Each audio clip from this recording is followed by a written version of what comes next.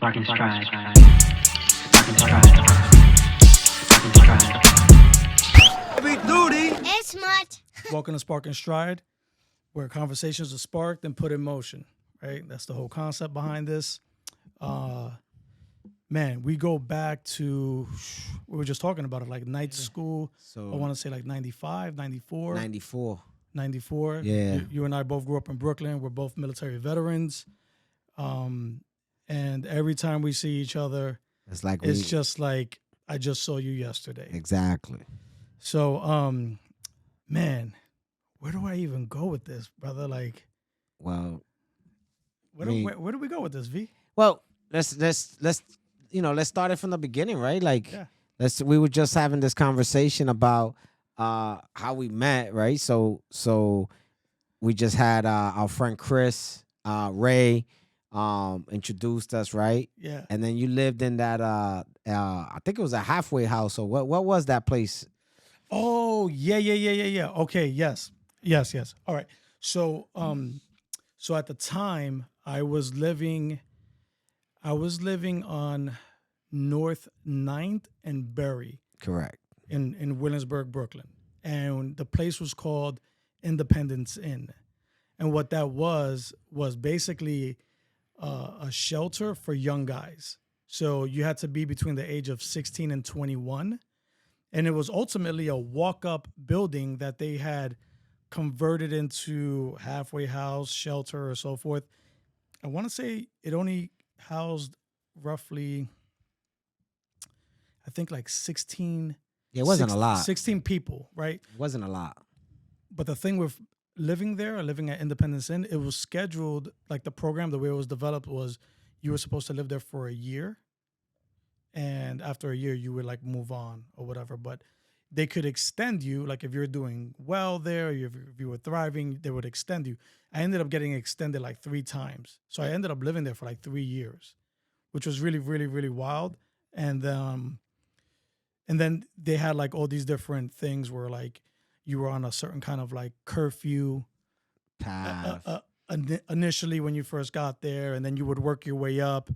And then they had there was a staff of like counselors and that Yep. kind of thing. So everyone had like a counselor and that sort of thing. But you had to be working. If not working In school. in school, if you weren't working, you had to be like steadily looking for employment. In school, if you were of school age or so forth, and then eventually, what they could do is, I ended up moving into what they had was called like a senior dorm. So it was me and like 3 other guys and like a dormitory style setup, almost Yep. like college. And you could, if you were in the senior dorm, you were kind of like, The cool guys. you were the cool guys. You were the more senior guys. You were working with the newer folks and showing them how to like maneuver the program, sort of. You know what I mean? And then, but we didn't have any curfew, so you could kind of like move Come in and out. Yes, because I had like 3 jobs, right? I had like 3 different jobs, so like I would come home 2 in the morning, 3 in the morning, Yeah. that kind of thing. Bro, it was so many memories because I remember like when we met, we were right across the street from each other and we didn't even realize it. And then when you told me about the Independence Inn, like it was dope because it was the first time for me to see anybody care for any minority in our area, right? Yeah. Like that was a true like testament of there was some change, some positivity, and they were doing it with these men, right? Like that was dope. Men, kids, it was a mixture, right?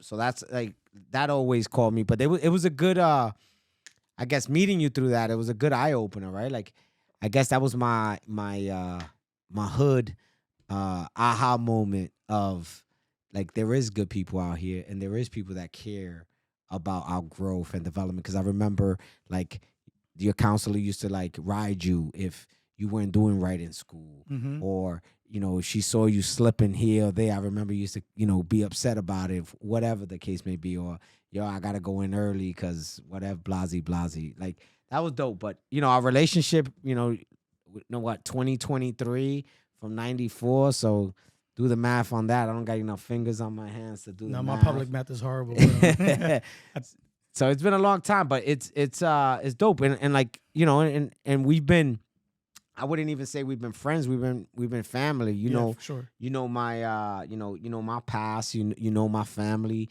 You know my grandmother, my dad. You know everybody. So Right. like that's you know, it's not a lot of folks that I can say that really know everything about me the way we've experienced it, right? So it's been a long time. No, so you know what's interesting is like the folks that I met. So what was the name of the night school that we went to? Washington Irving. Washington Irving High School. Washington Irving High School.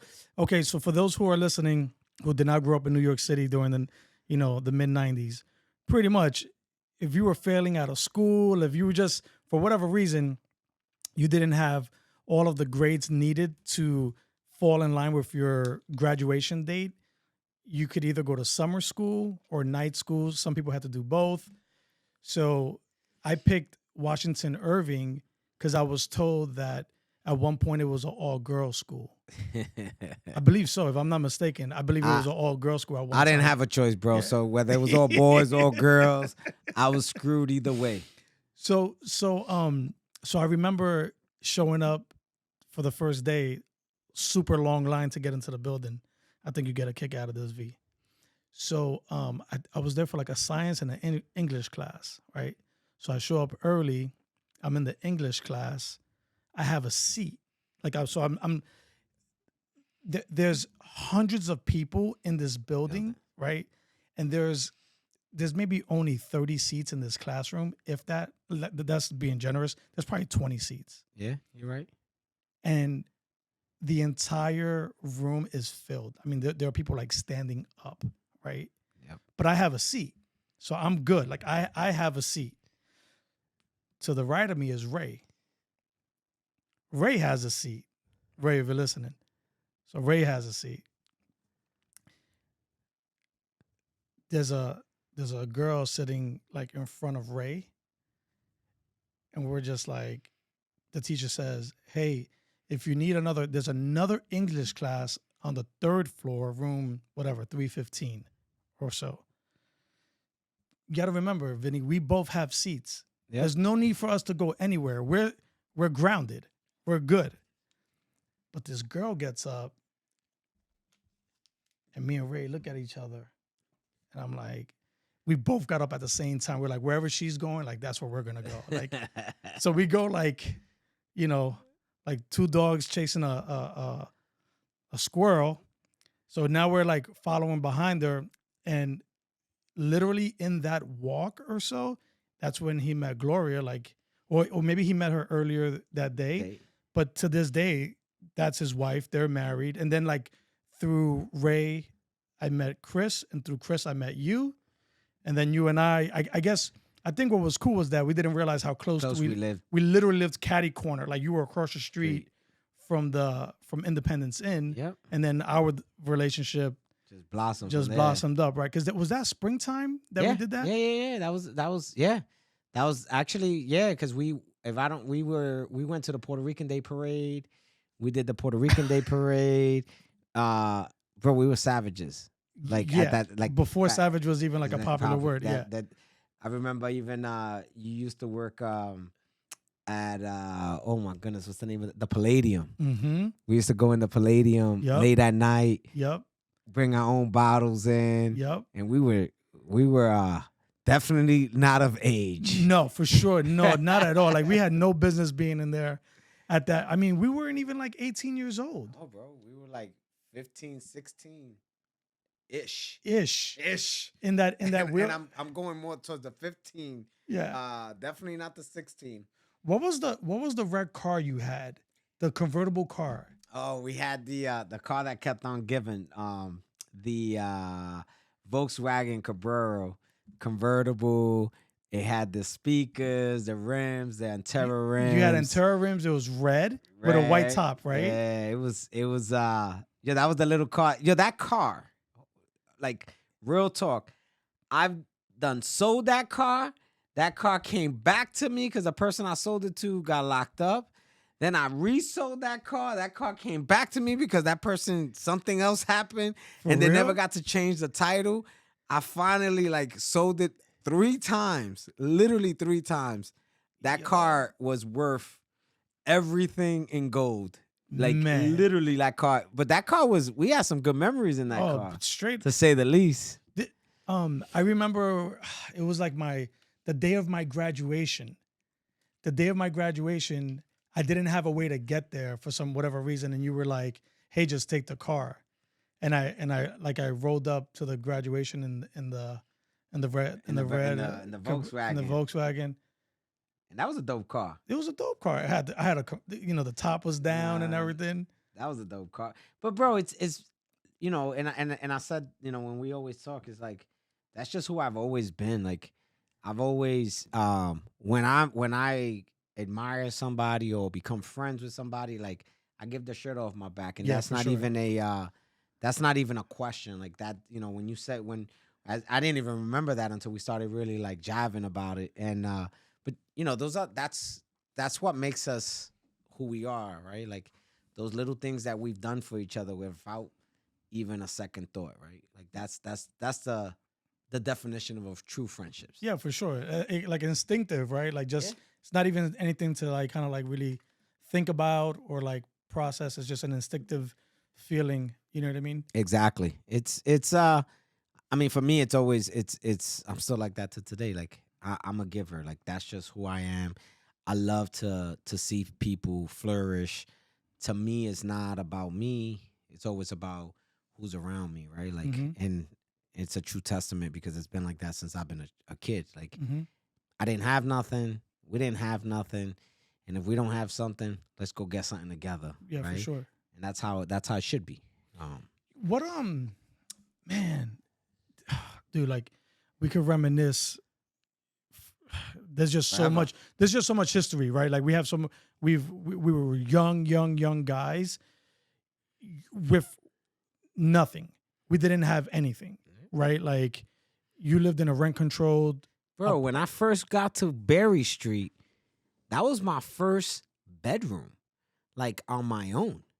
I slept with my grandmother until I was 16 years old in the same bed because we had a 1-bedroom. Like, I don't say that as a sympathy thing, but that was probably the best day of my life. Like, I had my own room. Like, I actually would feel confident in bringing someone to my house. Yeah. Right? Like, to the apartment. Yeah, it was rent control. Yeah, it was the projects. It was the nicest projects you ever see, right? It was meant for older communities in the project. So it was definitely dope. But that was my first come up. Yeah. For sure. No, but I remember like it was cool, right? Because like as our friendship grew, like you being across the street, me being able to like go see you at your grandma at your apartment, your grandmother's apartment, just the warmness, the welcomeness, it just felt like home, right? She would cook for us. There was always a plate of food. There was always there was never just that, like I was trying to explain this to someone a while back, just kind of like, I forgot what exactly we were talking about, but it came down to the thing like where folks see you or what they will perceive you as being like successful, but success means many different things for many different people, is viewed differently for different people. But success in terms of how it comes or how you become successful, no one ever gets a chance to really see the climb. They don't see the stuff that happened prior. They're only like today, right? Beautiful car you showed up in, right? Thank you. I can see that. I can see the Benz, but then I can also see the Cabrera, right? Because I got a chance to witness the climb, right? The climb, yeah. You meet someone today who doesn't. They haven't seen your climb. You know what I mean? So, going from those rent controlled apartments and so forth to kind of like what we've been able to accomplish current day thus far, what we've been able to earlier today, doesn't surprise me, not one bit. I mean, I'm listening to you and I'm just kind of like, because we're catching up, right? So you're kind of like telling me like, hey, like I'm involved with this, I'm working on this, I'm planting this seed, I'm watering this, and but to be quite honest, I wouldn't expect anything less from you. You know what I mean? I'm just kind of like, it's cool to hear, but I kind of like Expected it. I wouldn't expect anything less. You know? Well, I appreciate that. You know? Yeah, I mean, it definitely, like I love to see like my brothers that we come up, right? And listen, I'm kind of like the worst person when it comes to politics and everything else because I'm not a believer of regret. I'm not a believer of handouts, right? I believe in one thing and one thing only, and that's hard work. Period. Like people ask me, what's the secret to your success? There's no secret. I'll just work harder than anybody else. Period. Point blank, right? And when I see yourself and I see our peers like come from the same hood and reach the levels that we've been able to, right? Like to me, that's dope because no one expected that, right? Like there's been times I know, my own family, like, a lot of my Spanish side of the Roman side of the family, like, a lot of them counted us out, right? My dad wasn't the best, I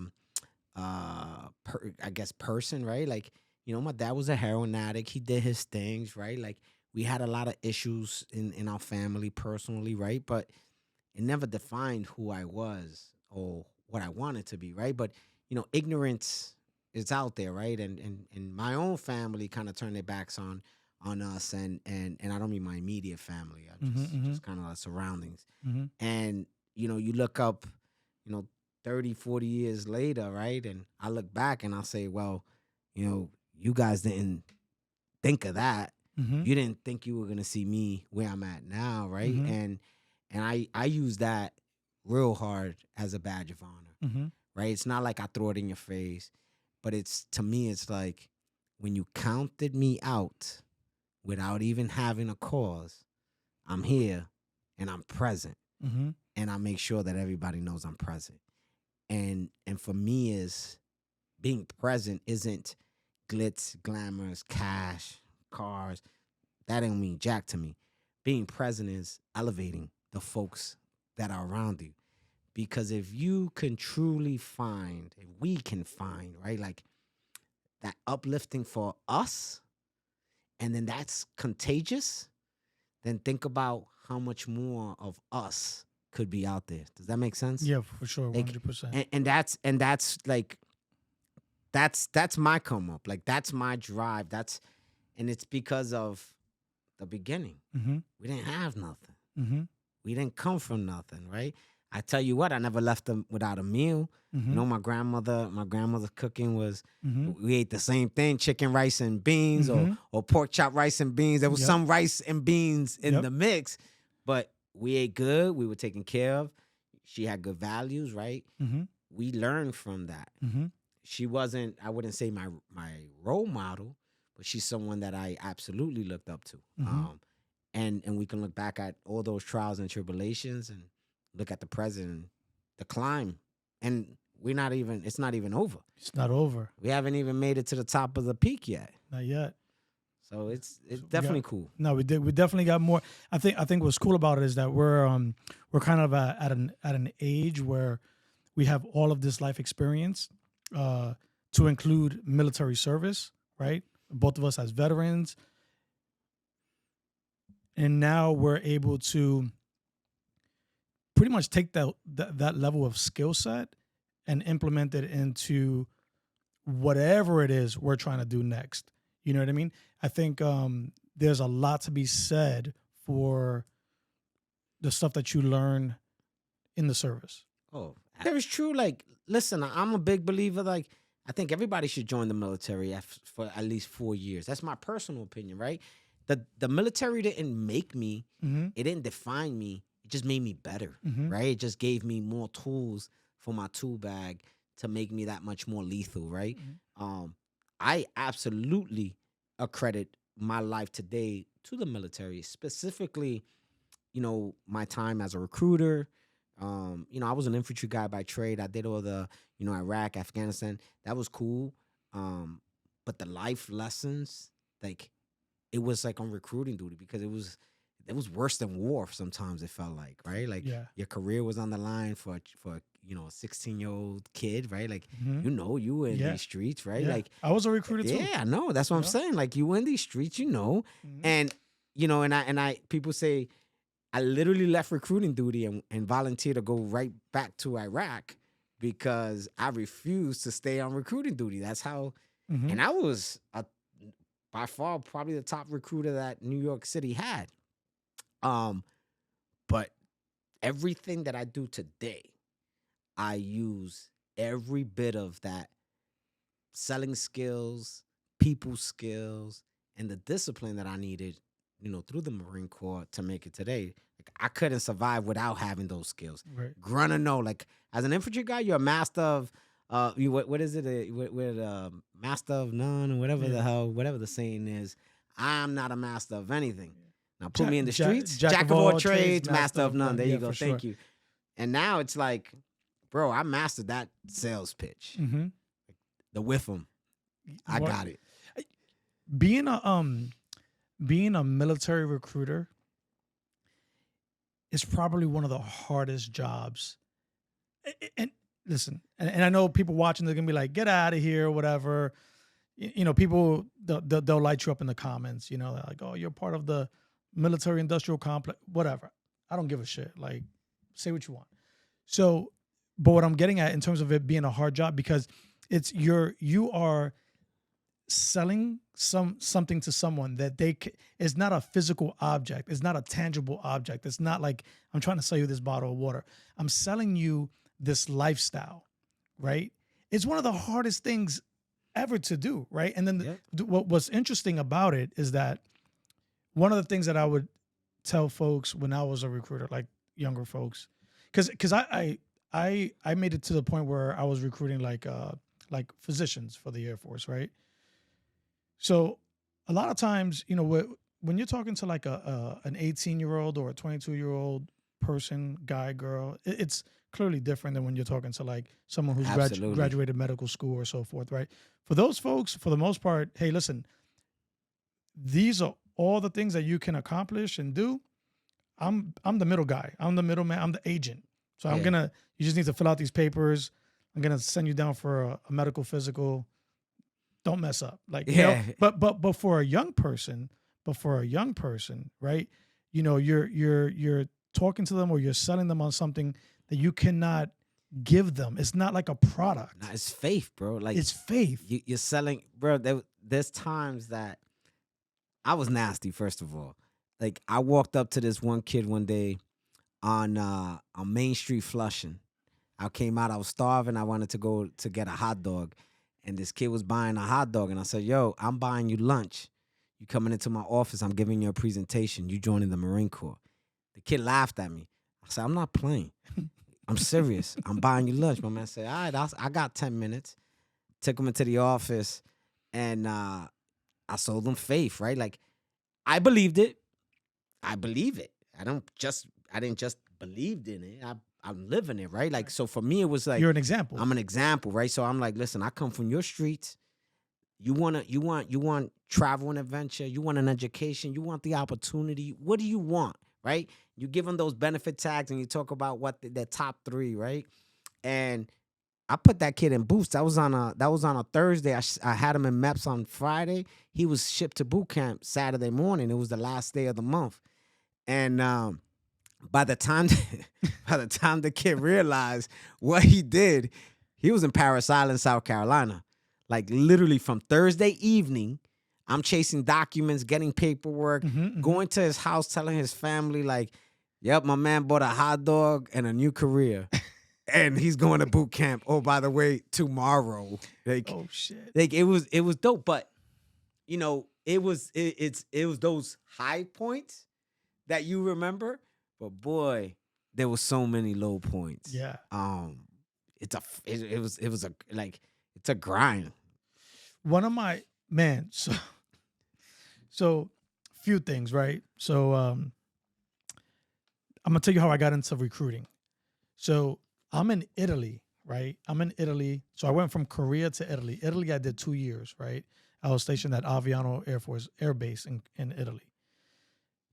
The time of my life, Vinny, I'm talking about, I'm traveling all over the place. I mean, I am my divorce had just went through. Bro, I am chilling. You understand? Yeah. Like all the different countries I'm traveling to. Before you know it, the 2 years goes by, and I'm having a talk with the chief. The chief is like, "Listen, man, like you're not married, you don't have kids, like you're not gonna get an extension, so you should look to do like something else or whatever." Right? He's like, you know what, you should look into. You should look into like recruiting. I think you'd be really good at recruiting. So long story short, I look into it. So fast forward a few months later, now I'm a recruiter in New Jersey. I was like the Middlesex County Air Force recruiter. So my very first troop was a young girl. Her grandfather was in the Air Force, so he brings her in. This is my very first. This is my very first applicant. She's supposed to leave. She's shipping out, and she gets on the scale, bro. She's literally like 5 pounds, like not even, like she's maybe like 4 pounds overweight. And I don't know about for you guys, but for us, that's a death sentence for a recruiter. Like if your applicant can, because what's going to happen is, for those that are listening, what's going to happen is you're going to go back to the MEPS, the Medical Entry Processing Station, and you're going to go back through their process to ensure that your qualifications haven't changed since the last time you were there. One of those qualifications is your height and weight. So if you do not make the weight, you cannot leave to basic training. And it counts as, for an Air Force recruiter, it counts as what they call a ship day cancellation. That is the worst. You might as well just hang it up, sacrifice your firstborn, because it's that bad, right? So I am freaking out. So I call my boss. I'm like, man, I don't know what to do, right? Like, because now I'm scared, because I'm like, if I send her down there and she, like, that is my first one. Yeah. How can you get a ship they can with your first one? And reflecting on it now, it's like, who gives a shit? Like, what? But when you're in it, it's a big deal, right? Big deal. The stories you got on recruiting duty is crazy. Like, we flip cars and forget about whether we were okay.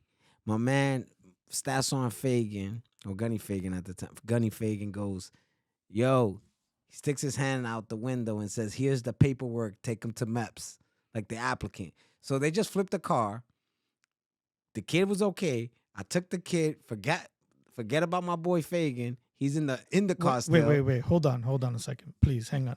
So you're saying that a buddy of yours, he's a recruiter? Yep. So he's driving the Govy. Yep. He gets into an accident. He flips the car. With an applicant in the car. Yep. Calls you. Yep. You show up on scene. He could care less about anything other than getting that kid to MEPS, and all he was worried about was making sure I had all the paperwork and that the paperwork wasn't screwed. Like, this is like real stuff. We've had, bro, if I was to sit here and incriminate myself, they'll have the Navy police here with all this bad stuff that we had to. I shouldn't say bad. It was all the tricks and trades that you had to do to make sure you made mission. Like, getting those kids to boot camp, it was the number one's priority, right? Like, but the things, when you think about it now, like, bro, some of the stuff that we did was insane.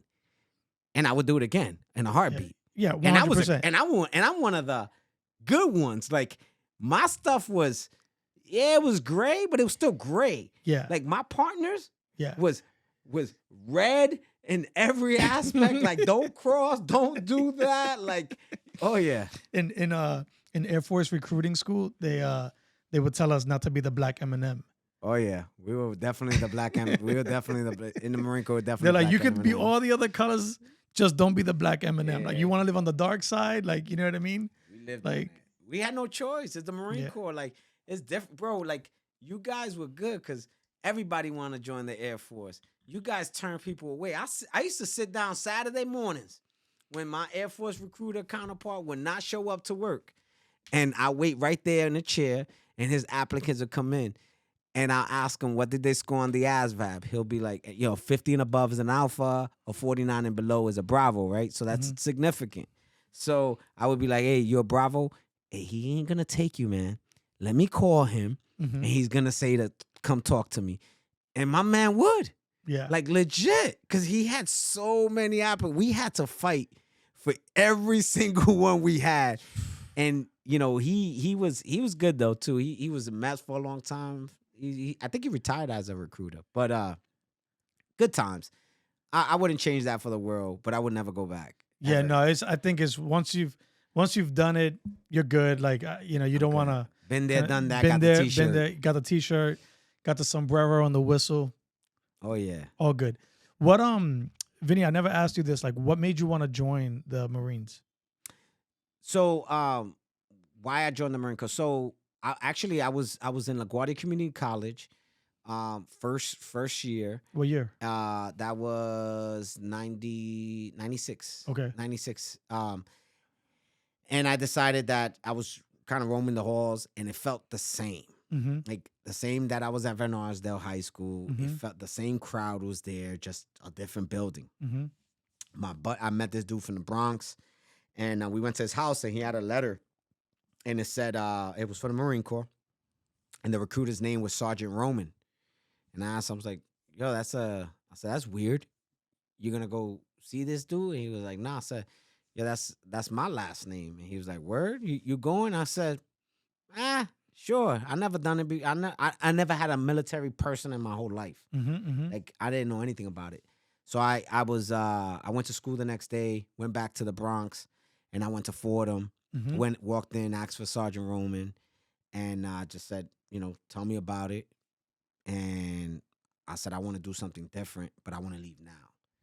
And I took the ASVAB, and I said I want the hardest job in the Marine Corps. I don't know what that is. And he goes, all right, cool. Take the ASVAB. Bro, I barely passed it, right? Like I was a Bravo, then a Monfo, right? Like you needed a 32 over 80. I had a 32 over 80 just Just got in. Just got in. And he goes, hey, Roman, congrats. You're going to get the job of your dreams and everything you asked for. And I was like, where was that? He goes, you're going to the Marine Corps boot camp in 30 days. You're going to be an infantry guy. And you just barely passed the ASVAB, so that's all you could have get anyway. So congrats. And that's kind of how, and it was by far the best decision of my life. Bro, don't forget, I'm Brooklyn all day. Right. Like, I've never seen trees other than Lindsay Park, right? Yep. Or Central Park, right? Yep. Like, that's the green as it's Yeah. going to get at that point. Yeah. And I'm in, Jacksonville, South Carolina, Mm-hmm. freaking swamps and all these different animals, bro. Like, that was not for me, Mm-hmm. but it really turned out to be the best decision that I made in my life. And I'm super proud of that. For sure. Being a Marine is a highlight of my life. What what was your first deployment? So I did my first one was Afghanistan. We were in the invasion. We pushed we went to from Kandahar to Kabul. Mm-hmm. That's where the US Embassy was. The US Embassy was attacked, overran by insurgency at the time. We went in there, and then we did what we had to do to reclaim the embassy, reinstate the ambassador, and then we started fortifying the embassy. So that was different. Then from there, I did 2 tours in Iraq. One, I was the Iraqi police transition team. Mm-hmm. So I had 160 Iraqi police that work with me. We would split them up half and half at a time, and we were in this place called Abu Hayat, Iraq. Mm-hmm. And our job was to pretty much turn it back to the folks, and have this police force do the policing. So we did that, and then the last one, we did Overwatch for the elections. So we lived like gypsies in trucks, and we were on top of ridges, just looking down and doing Overwatch, and letting the bad guys know that we're there. But we couldn't take a lot of action. It was more for presence, but it was more about showing the world that the Iraqis at the time were being able to sustain themselves. Mm-hmm. So some tough deployments. I got banged up here and there. But again, the things that you kind of go through just kind of prepare you for life, right? Like that's a nightmare to be out there in these deployments, and nothing good comes out of it from no one's side. Mm-hmm. But when you look at what you've been through, then the obstacles that come in front of you today are absolutely nothing. Right. So that's kind of how I like to pose that answer. What do you think was one of like the toughest experiences that you like remember the most about those deployments? Because I know Obviously, you've had some combat. You've yeah, been in yeah, action. yeah. So like losing some of the Marines. Mm-hmm. Shoot, when we first got there, I mean, we got hit. When we first got to Abu Hayat, we got our tail handed to us. So we got hit by a VBID, a vehicle explosive device, and the combat engineers got hurt. We had Marines drown in the water. It was just Yeah. things after things after things, and and one of the things, especially in the Marine Corps, when you lose a life, especially of a brother, right? Like, you don't have time to dwell. Mm-hmm. You gotta tie your boots back up, and you gotta kind of push it right in. And we had to do that a lot of times, and it's tough, right? It's tough to swallow that, because one minute you and I are talking, and the next minute, we sending you back in a box, right? Mm-hmm. Like, unfortunately. So those are the things that you kind of remember the most, right? But then you also remember the triumphs, right? Like, we had one of our gunners. This kid, I think, went on every damn patrol, and every time he got blown up, he got like blown out of the turret. He was a turret gunner. Oh wow. And it was like time after, it was like we didn't even want him to leave the wire anymore at Mm-hmm. that point. But it was like going back and looking at him now and seeing his accomplishments now. It's like, the world is our oyster. Because if we could overcome that, Right, for sure. there's nothing to come. So it's scary. I try to look at it in perspective, right? Like, and then fast forward to today, right? Like, the ultimate question is, was it all for nothing, Mm-hmm. right? Sometimes it feels that way, but I think we did a good job. Our job there was to liberate some people. I don't think we accomplished that as a whole, but I guess we gave it the good old boy try. But I have zero regrets. Yeah, I would man. jump on that bandwagon Yeah. any given time. So Vinny, like there's like a few people that like I really, really respect to the point that there's a few people that can in speaking with them, like like when we speak on the phone, when I see you in person, there's only a few people, handful, not even a handful, that can really motivate me. Right. Like I mean like really legit get my ass fired up. You're like top two. Thank You you. know, you know what I mean? Like, no bullshit, Vinny. Like, you're the person that, like, if we were on the front line, if we were on the other side of the wire, that I would follow. You know what I mean? Mhm. Like, I would follow you into, not because I'm a childhood friend of yours, simply because of like what I've known you to be and do, like especially like as a leader. You know what I mean? Because a lot of what you've done has been by like action, not just like word of mouth, or you know what I mean? Like you're not just like speaking on it, you're actually like doing it, right? Like you're leading by like example. So like I always think about those kind of issues or those kind of settings where like you need to be like a leader under fire, and you don't have time to unfortunately mourn the way you would want to mourn or so forth. Because for those people listening who have never deployed or been in a situation like being fired on or being blown up or anything like that, like it's really hard for someone to kind of like put themselves there, right? Because it's not an experience that everyone like has. No, and it's tough, right? And it's tough, and and you're right. Like a lot of it, a lot that I've been able to accomplish is because I've had to think about the other person rather than myself, right? A lot of times, and I really think that has always been one of my best attributes to date, right? Because yeah, I'm a leader, but I always use the team concept, right? So together, everyone achieves more. And since little, whether it was just me and you rocking out, I always had a team regardless, right? Whether it was fictitious, I made it up, or we were growing it. Mm-hmm. And, the Marine Corps, I did so well because I had the troops believe in me. But it was because I've always told the troops, it's like, I'm no better than you. I may be your boss, but you have great ideas. You may have experiences that I've never have gone through that could help us right now and here, right? Mm-hmm. And that's what it's a good testament of a really good person and a good strong leader, is that you able to see what sometimes you don't see in yourself. That is, I guess, what I've become, right? Like, even when I was on recruiting duty, I got promoted. I got a station in Brooklyn. They never made mission. And I didn't change the people. I just changed the perspective of the people, Mm-hmm. right? I made them believe like your mission is my mission, is our mission. I didn't sit in an office and said, I made it. Devil dog, go out there and get these bones, Mm-hmm. or your careers. No, like, I go out there, you go prospect and sell.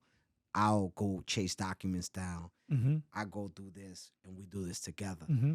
And, up to today, that is what I inspire to be. Like, and I say this all the time. Money doesn't define who I am. Money's just an avenue to get to the root of where I want to achieve. And that is putting somebody else in front of me and watching them grow. Because if you help others, success will always follow. Mm-hmm. Because to your point, right, I've done something right in front of you that you would think highly of me. Mm-hmm. And I appreciate that. And I thank that. But I didn't, like, it's not just a saying, right? I lived that life. Like, that is true to me. And for me to forget that and forget where I come from, that's not in my character. And that's who I am today. So it's cool to hear that, and I appreciate that. Yeah, man. I just, I think about all my close friends that, like, all my close family members. I consider you family, Vinny. Just, your career took you one way, my career took me one way. But again, every time we come together, it's just like, you would think that we lived in the same house. Yeah. You know what I mean? Yeah. Which is kind of wild. Like, I don't have those relationships with many people. Again, a handful. But back to what I was saying before, in terms of, like, just your ability to lead. You know what I mean? And again, leading by example, and ultimately having that sentiment that what you're asking your folks to do, you're not asking them to do it alone, right? Do you think leaders are born or made? I think it's a little bit of both. I think I look at it as it's gonna sound funny, but I think rich folks are made. Poor folks are born, right? And why I mean that, when you come from money, there's a certain level of expectation that comes with that money. Mm-hmm. As a child, right? So your dad is rich, your dad is a business owner, right? The expectation is you're gonna take that level and take over for your father, and so forth and so forth, right? So that leadership is embedded in them from the jump. When you go into our world as a poor Hispanic kid, there is no aspirations. We just have to make it. Like, it's just making it, right? So we have to be made. So you have to figure out who you are and what you want to be, because we only have two roads: the right way or the wrong way. Mm-hmm. There's no in between. There's no gray area. It's either right or wrong. And that's how you start becoming a leader, right? And let's take you for an example. You had all the decks against you, but you chose to go the right way. We hustled. We did so many different things growing up. It's unbelievable, but we all did it to get to where we are today. Mm-hmm. We may have crossed lines, right? We always got to cross lines sometimes. Definitely crossed many lines. But getting to today, it's something that it's a choice. So the answer in a long-winded way is, Leaders are born and made. Born if depending on the spoon that you given, made is depending where you want to make it. So like I'm ruthless and I refuse to fail. So I live my life based off fear of going back to where I came from.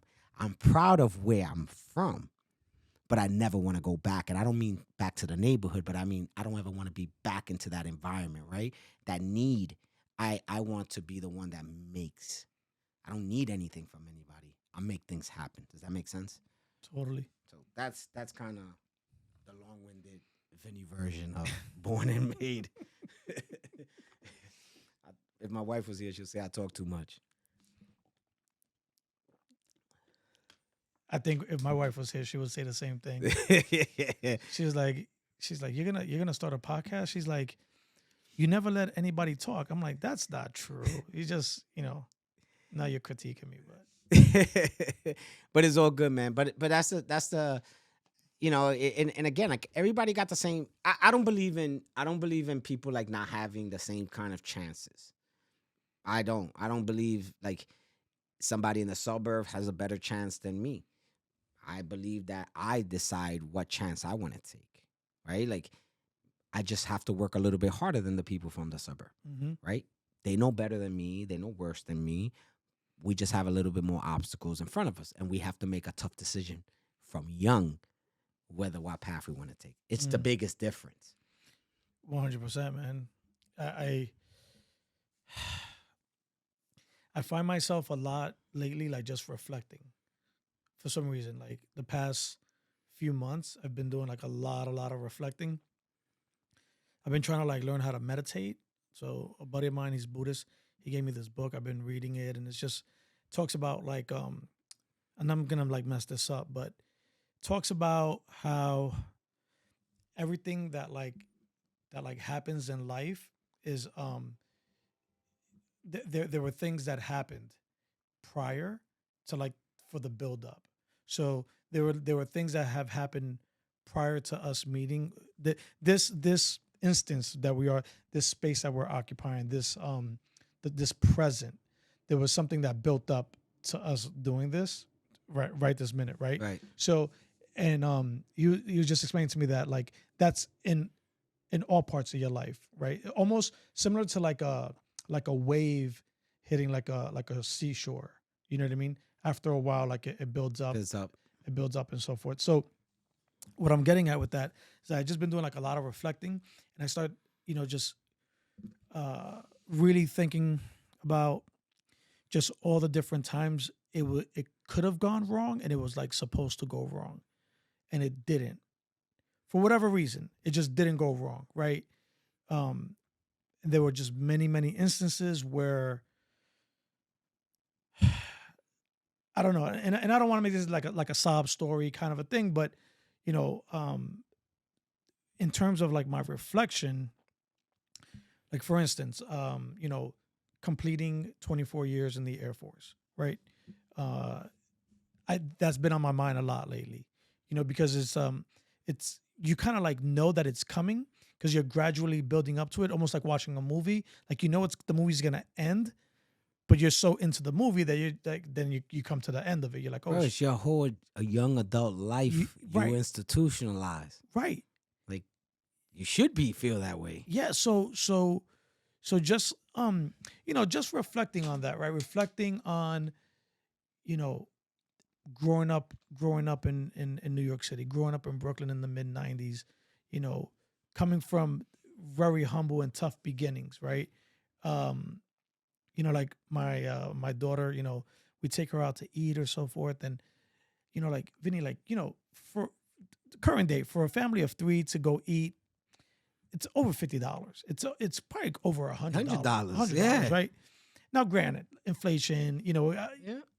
But what I'm getting at is that in part of my reflection, I remember vividly, like when we would get like our basically like our welfare check at the beginning of the month, right? So now it's like electronic with like a debit card, but back then, when we were living in the projects, it was just like a booklet of food stamps with a perforated. The $5, the $10, Yeah, the ones, the fives, right?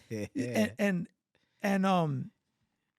just thinking back on that, I think I want to say that we would maybe get, and this is again like being generous. I think we would get like I know for a fact it was less than $200. Yeah.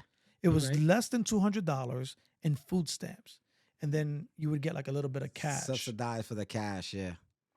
And I just remember like, you know, we we knew when the mailman was coming. We knew when the mailman was coming, and You wait for him. and you just everybody's piled up in the lobby. Yeah. You know, you're waiting for him to lock the whole Thing. thing, and then everybody, you know, goes in with their key, gets their checkout. You brought that back. Like that's a fact. Like I remember that. Like you literally the only piece that you're missing for me. My aunt used to drink Coca-Cola nonstop. Her and her husband at the time, and they used to make me go take these damn Coca-Cola bottles across the street to the store for 5 cents. Right. And Brooklyn dudes know, like you in the street, they're making fun of you. Like they used to go, there goes Vinny. He's gonna go get that money for the rent money. Let's go. Mhm. And like it was embarrassing. Yeah. Like bro, I remember like I hated those days. Yeah. So when we finally got our apartment in the project, so we were transient for a long time, and then finally we got like stable housing in Howard Projects in Brownsville, right? So my mom would send me to the store with the food stamps or whatever, right? So like the crazy thing about it, like and I know you know this, but like you would go to the store back then, and like literally with the food stamps, which you're not supposed to be able to do, you could buy a pack of Newports. Yeah, cigarettes. Right? Like my mom, like, get me 2 packs of Newports, get me, you know. The Lucy's at the time you can do Lucy's. Right? So it was always like gallon of milk, bread, ham and cheese. Pack of cigarettes, right? So when we first moved into the projects, every time I would go to the store, I would get jumped by the other neighborhood kids. Now this goes on for like maybe like 3 days in a row. You know what I mean? Yeah. Like to the point where like number one, I'm getting beat up. Number two, they're taking the bread, the milk, the cigarettes, whatever change I had from right. Like so now I'm coming upstairs. Now I'm empty-handed, right? And my mom was ruthless, dude. Like she was not about any of that, right? So sure enough, I got to get it from her, right? She drags me downstairs. They're gone, right? Second day happens again. Drags me downstairs. They're gone. The third day, this day, my mom's like, she went and grabbed a pillowcase and threw some Goya beans in this pillowcase. My mom got this pillowcase in her hand. She takes me downstairs. They're there. They're there. My mom gives me the pillowcase. She's like, the biggest one, him first, and then the rest. So it's either she's either gonna go upside my head with this pillowcase with Goya beans in it, cans, or I'm not gonna, you know. So funny. But long story short, what I'm getting at is that those kids end up becoming my best friends. But you know what I mean? But it's just you had to go through this unfortunate, tough situation. You know what I mean? It's almost like, you know, pray or hunt. Like, you know what I mean? Are you gonna be taken advantage or you're gonna survive, right? Like, and we all gone through that. Like, I remember we still acquaintance with some of them. We still friends with some of them. Like, it is part of life. But I think it's it's a part that doesn't define us but made us, which is cool, right? Like we can say we went through those instances. I've been through it. My dad, either you whip this kid's tail or I'm gonna whip your tail. One way or another, somebody's getting their tail handed to them. Period. Point blank. Right. That's the hood. Yeah. Now it's changed, but that was the hood. You know, so like going back to like reflection, right, and thinking back on all these things. I mean, you know, you're a father. You have two beautiful children, right? Mm-hmm. I have a little girl. I look at my daughter all the time, and I'm just like, man, like like she's never gonna know what that is. She's never gonna know that life. You know what I mean? It's yeah, and you know, I'm on the fence sometimes, and I say this to my kids all the time. My daughter is my mini me, Mm-hmm. down to the T. My son is more like my wife, reserved, quiet, right? Mm-hmm. And you would think that my daughter had took a page off my playbook. Mm-hmm. She's hungry, passionate, aggressive, yada yada yada. But she never went through those experiences. One of the things that the reasons we live upstate is because we didn't want that. But sometimes I wonder if that is what made me today the man I am. Did we miss that for them? Right? Because my son is super reserved, good kid. You know, he sees the good in everything, right? But that's not reality sometimes, right? Right. My daughter is you would think she grew up in Williams in the hood too. Like I don't understand how that dynamic works, but the point that I'm trying to make is like sometimes I'm on the fence. Sometimes I feel like, being in New York City really makes you grind and gives you that grit and that tenacity Mm-hmm. that you need to make it in this world. Mm-hmm. But then I see my daughter and it's like, well, did it just miss one generation? Because my daughter she has that. You would think she's from there. Mm-hmm. My son is the opposite. He's more compassion. He cares. Not that my daughter doesn't care, but he's more into the goodness of everything. Like I don't think I guess in Spanish the word is malicia. There's no like malicious intent. Yeah. Like, He doesn't have like a bad bone in his he doesn't body. have a bad bone in his body. Yeah. Not to say that us New York, us New York Brooklynites have bad bones in my body, but we've experienced enough bad that we want to do good. You know what? Like growing up in the city, I would always maybe it's like traumatic and a traumatic experience, but at any moment, anything can happen. I mean, like it could be a rainy day. You think like it's a rainy day. No, like it could happen. It could happen on the bus. It could just, and when I mean it can happen, Anything. like all hell could break loose, right? Yeah. I haven't been in the city in a while or as regular as I used to, because I live down here now and so forth. But do you see anything? Because I know you're there regularly. Yeah. Do you see anything like different than when we were in the city, or? Yeah, it's really different. Like when we, you look at things now, like crime, like we were the corner boys were doing their thing. Respect was always number one. They respected their elders. They respected the women, right? They respected law enforcement. Now it's just it's zero respect. Mm-hmm. That's a big one. That's a big eye opener, right? The wildness of these young kids now. It was different. I always say, people in the city about their money, not about the ignorance. Mm-hmm. Now I can say people about their ignorance, Mm-hmm. not about their money. Because these kids is all about clout and, who's cooler, who's Mm-hmm. more treacherous or whatever the case may be. And then you still see a lot of the old dudes still doing exactly the same thing. Like still exactly the same thing. It's actually it's kind of sad and humorous at the same time, right? Because their younger brothers now are hanging with them in the corners, Mm-hmm. Mm-hmm. and then their kids' are pretty much taking after them. So it's like it's the circle of life. No one has broke the chain in some of these instances, or the circle, right? No one's breaking them. So there's a lot of change. And not to mention, the gentrification, like, Graham Ave. I grew up in Williamsburg on Graham Avenue, right? And that's Avenue of Puerto Rico. There's minimal Puerto Ricans on Graham now, right?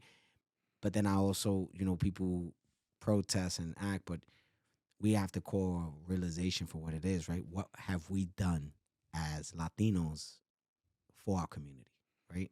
To include me, Mm-hmm. right? And we can say not much. And then you got these, these new folks that come into these places and they got bars, restaurants, they got outdoor stuff. Like you can see the change. Mm-hmm. And unfortunately, it's expensive now to live in Williamsburg. But you can't be mad at anybody for that. Right. Can't. Yeah, it's like just it's a like fact. what do we say in the military? Change is the only constant. Change is the only constant. Right? I think it's unfortunate though that like as a community, but hang on a second. So like you got to think about kind of like what we were saying before, right? Like what we were saying before in terms of like, are you born or made, right? So some folks, they're coming into a situation with, I wouldn't say like money or anything like that, but I just think that they're coming into a situation with a little bit of knowledge. Knowledge is power. A little bit of knowledge and know-how on how to elevate, on how to make it nicer, on how to open up businesses, on how to do all these things where like within our community, I don't think that the opportunity is always there for us. I don't necessarily agree. Tell me why. I don't agree because an opportunity is not given. An opportunity is made. Mm-hmm. You make that opportunity for yourself. Whether you're at the right place at the right time or you're saying the right things at the right place, you make the opportunity happen. And I'm a big believer. Listen, you and I both come from nothing. And we're here. Mm-hmm. And we're present. And we made a difference. Why? Because you chose to make a difference. You made that opportunity for yourself. One day you were Manny Ortiz, living in a halfway house, trying to define who you are, right? You were doing the lifeguard thing. You were really trying to find who you were, but you never veered from the path of being successful. Mm-hmm. Then one day you decided, F it, I'm going to join the military, right? And you fast forward to your present now. All these changes you made, these changes I made. I didn't have nobody. The difference is what? I wanted something different. And it has to come from the individual. And that excuse that we don't know or we don't have, that's a bunch of BS because you can go get. Mm-hmm. Because one of the things that I do is I work with the NYPD. We doing things for the inner city youth. And when I speak to some of these youth, you got those that are present and that want to be made. Mm-hmm. And those that are there because they were told that they had to be there and could care less about what I have to say or anybody in that room has to say. I've done talks at schools, right? That I'm literally going, hey, can I have your attention for 5 minutes? Like, this is good information for you. And in return, they give you the deer in the headlight looks, right? So it really depends on the person. I got family members that they make all these excuses. And they doing the same thing. Oh, I don't want to sell drugs, but I have to sell drugs because I got to get to this. Mm. In order for me to get to that, I got to go through this evil, right? How about if you would get up, go to work, save your money, work, save your money, work, save your money, educate yourself, get a degree or do something, and then get to your dream. But everybody wants to cut the line and want to get to the path without any resistance. That doesn't exist. So when you think that path of least resistance exists by, i.e., selling drugs or whatever the case may be is the path, you allowing yourselves to fail. You allowed yourselves to fail. Not me. Yeah. You. Because I put my pants on just like everybody else. Bro, I have a Van Arsdale education that doesn't speak volumes of me. And I made it. But it's because I refuse to fail. They have that option. Like, I'm the worst one for that question. The worst. Listen, you're definitely passionate about it, though. That's for sure. Because it's I don't like excuses. Mm-hmm. An excuse is just a way of you getting out of doing something. Get your ass up, go to work, educate yourself, and go work harder than everybody else. Listen, when I first got out of the Marine Corps, it was a shock, right? Like, yo, I don't wear my uniform tomorrow. My first job was being a manager at Walmart. At Walmart, bro. You want to talk about being a gunnery sergeant in the Marine Corps, running an infantry battalion, being a company gunny, like all these things. And I'm here as a manager at Walmart. And I literally was in a suit every day at Walmart, bro, cleaning a toilet because the employees refused to clean a toilet. And I went in there, put up a plastic bag, put it on my arm, dug the crap out, flushed it, cleaned it. But I did that to prove a point. If I'm able to pull up my sleeve and do this, everybody should. And yes, I won Heart to Minds. Great, got it. But the point that I'm trying to make is I'm never going to let anything stop me from achieving what I want. Period. So that should be everybody's model. That's in my opinion. I hate everybody that doesn't do it. Literally. What? And I do say what I'm thinking. Yeah. Oh man, It's a fact. it's so true though. It's so true. You look at all these people, right? You look at all these artists and all these dudes, right? Like right now, everybody's like, oh, flashy cars. Let me tell you something. Anytime that you see me with something of value, of relevant, I promise you I didn't work hard for it. And what I mean by that is I make sure that I create a path, that I get a residual something that I can use it to do to side hustle. But my goal right now, I just turned 45. My goal is to retire at 50 and be able to live a good, comfortable life and not worry about anything. That's my goal. I got my horse blinders on. I'm focused. I'm vigilant. And I'm working my tail off. Key word is I'm working my tail off. Mm-hmm. That's all it takes, bro. It doesn't. So that's why I'm very passionate about it. Yeah. So that's the reason. I don't like excuses. No, 100%. I know that about you, and I think everybody hearing this is gonna know that about you too. You think? I do say what's on my mind, unfortunately. Be like, yo, that dude does not like excuses. No, but it is, and then my wife says, like, why do I have to tell people everything? And I go, because if someone has to tell them, because if no one tells them, then they don't even know. Mm-hmm. Like, I am kind of a douche in that way, in a nice way, but like, I'm gonna tell you, like, yo, bro, like, that's a really bad idea. Like, why are you doing that? Yeah. And then Jay would be like, why don't you mind your business? Like, I go, if I don't say something, then he'll never know, or she'll never know. Right. Like, I ain't here to hug you and like pat you on your back and say you're doing a fantastic job. I don't believe in everybody get a trophy. So if you suck, I'm gonna be like, yo, Manny, bro, like, this just sucks. Like, bro, I'm not to pop your bubble, but it sucks. It's harsh, but I like the raw truth, bro. You know how many times somebody told me the raw truth about me? Mm-hmm. I go with I got my book bag. I'm dragging my book bag like the Peanut Gang, right? And I'm just dragging it, and I'm trying to regroup and think like, man, I really jacked this up. If that person thinks of me like that, what can I do to pivot? Mm-hmm. That's growth to me, and I'm still growing, I think. Nah, it's, like we were saying before, just like in terms of like being able to reflect, being able to like, take a step back and really think about how things have come to be like what they are, you know what I mean? And then, I think, again, where you're at right now has been like a continuous buildup of what you've like been experiencing, prior. This whole thing, right? Spark.N.Stride, right? Wellness, mental health, resiliency, personal development. I just want people to know that, like, as we're having this like pretty candid conversation, is that I hope folks can, pinpoint where those topics fit into this conversation. Because we're not basically saying like I'm not sitting back here and I'm not saying wellness, resiliency. No. But what we're talking about incorporates all of those ideas. For right? 100%. So 100%.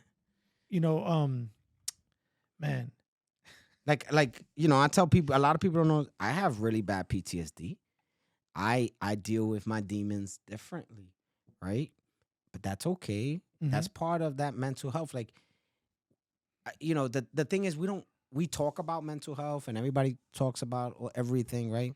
But the reality is, it's like you shouldn't be embarrassed to talk about it or just use it as this is a sob story. Like, nah, actually, my PTSD really drives me insane, but it really makes me better because I create problems in my brain to solve them for my business, which is great. It sucks for my personal life because Mm-hmm. I gotta, consistently Mm-hmm. on the go, right, in order to keep myself kind of go. But I know that about myself, and I know what makes me go and what slows me down. And some days I got good days.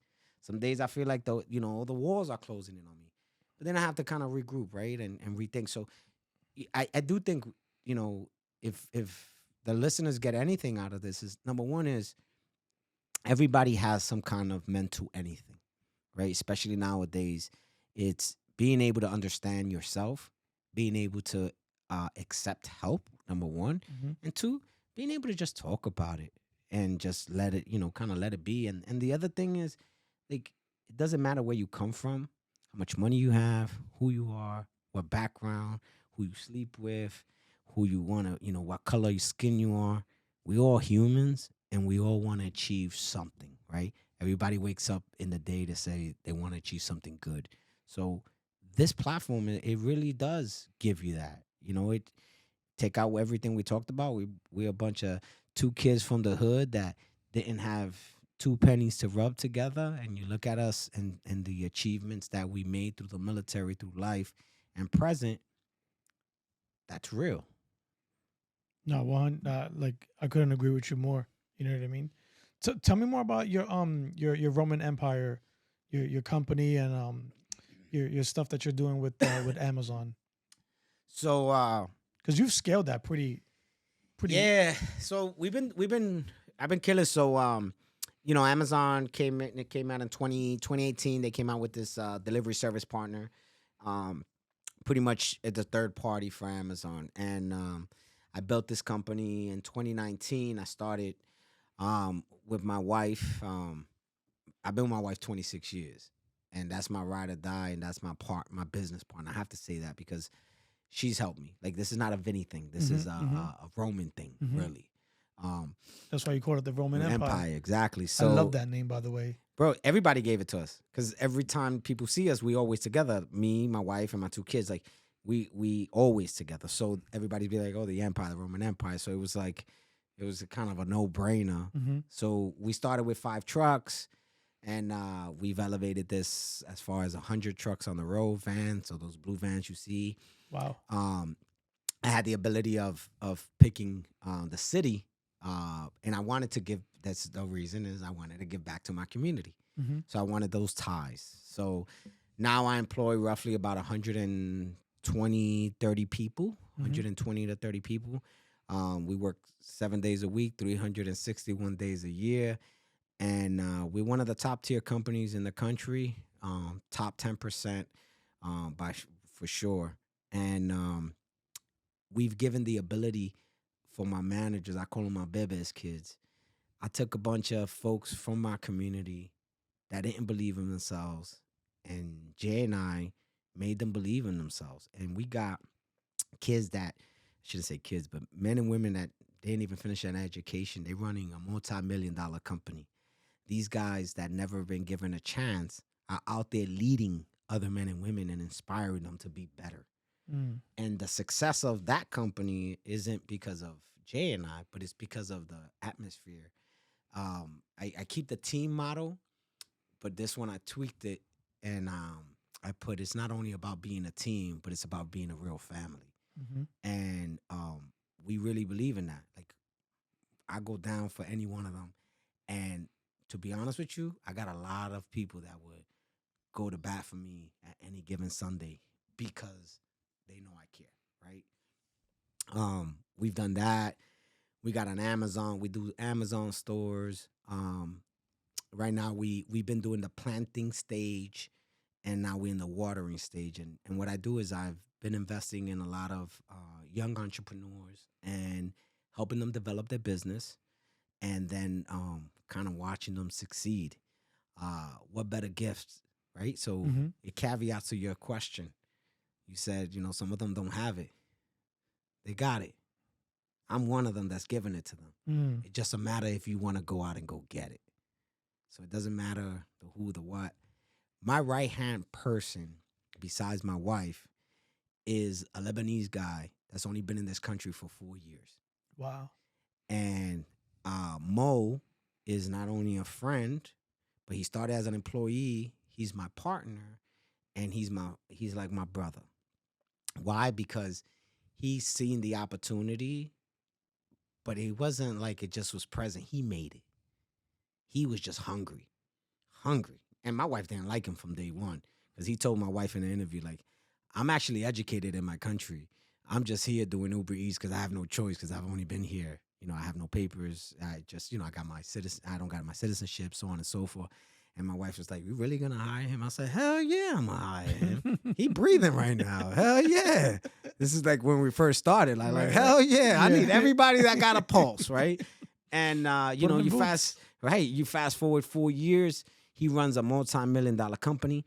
He's helped me lead, mentor these young, and they all been drivers. They all from the same neighborhoods. Like, nobody has come into my company and been a manager or supervisor that hasn't been a driver and isn't from my streets. Like, that's prideful.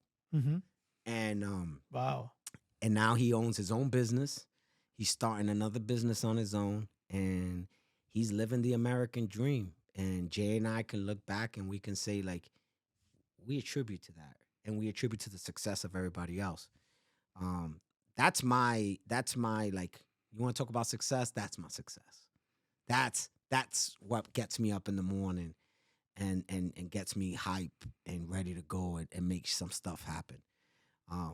So it's unbelievable, these opportunities that we've been able to give. So we got that.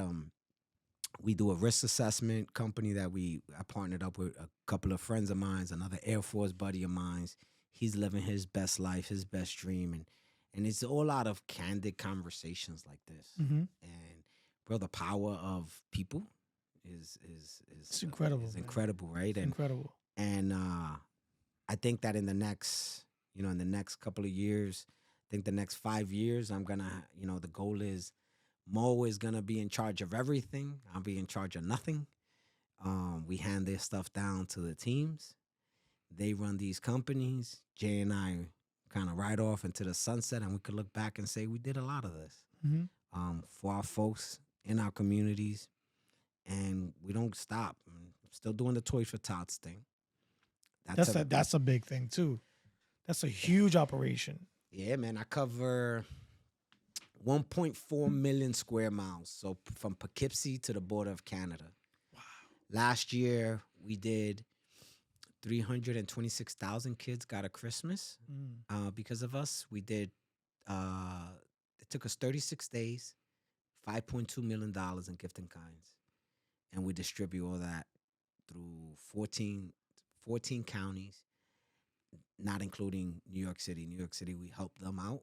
That was a whole different situation. So that's huge to me. And we built we built some things in the community that were like, we grew this from 60,000 kids that were getting a Christmas to 326,000 kids.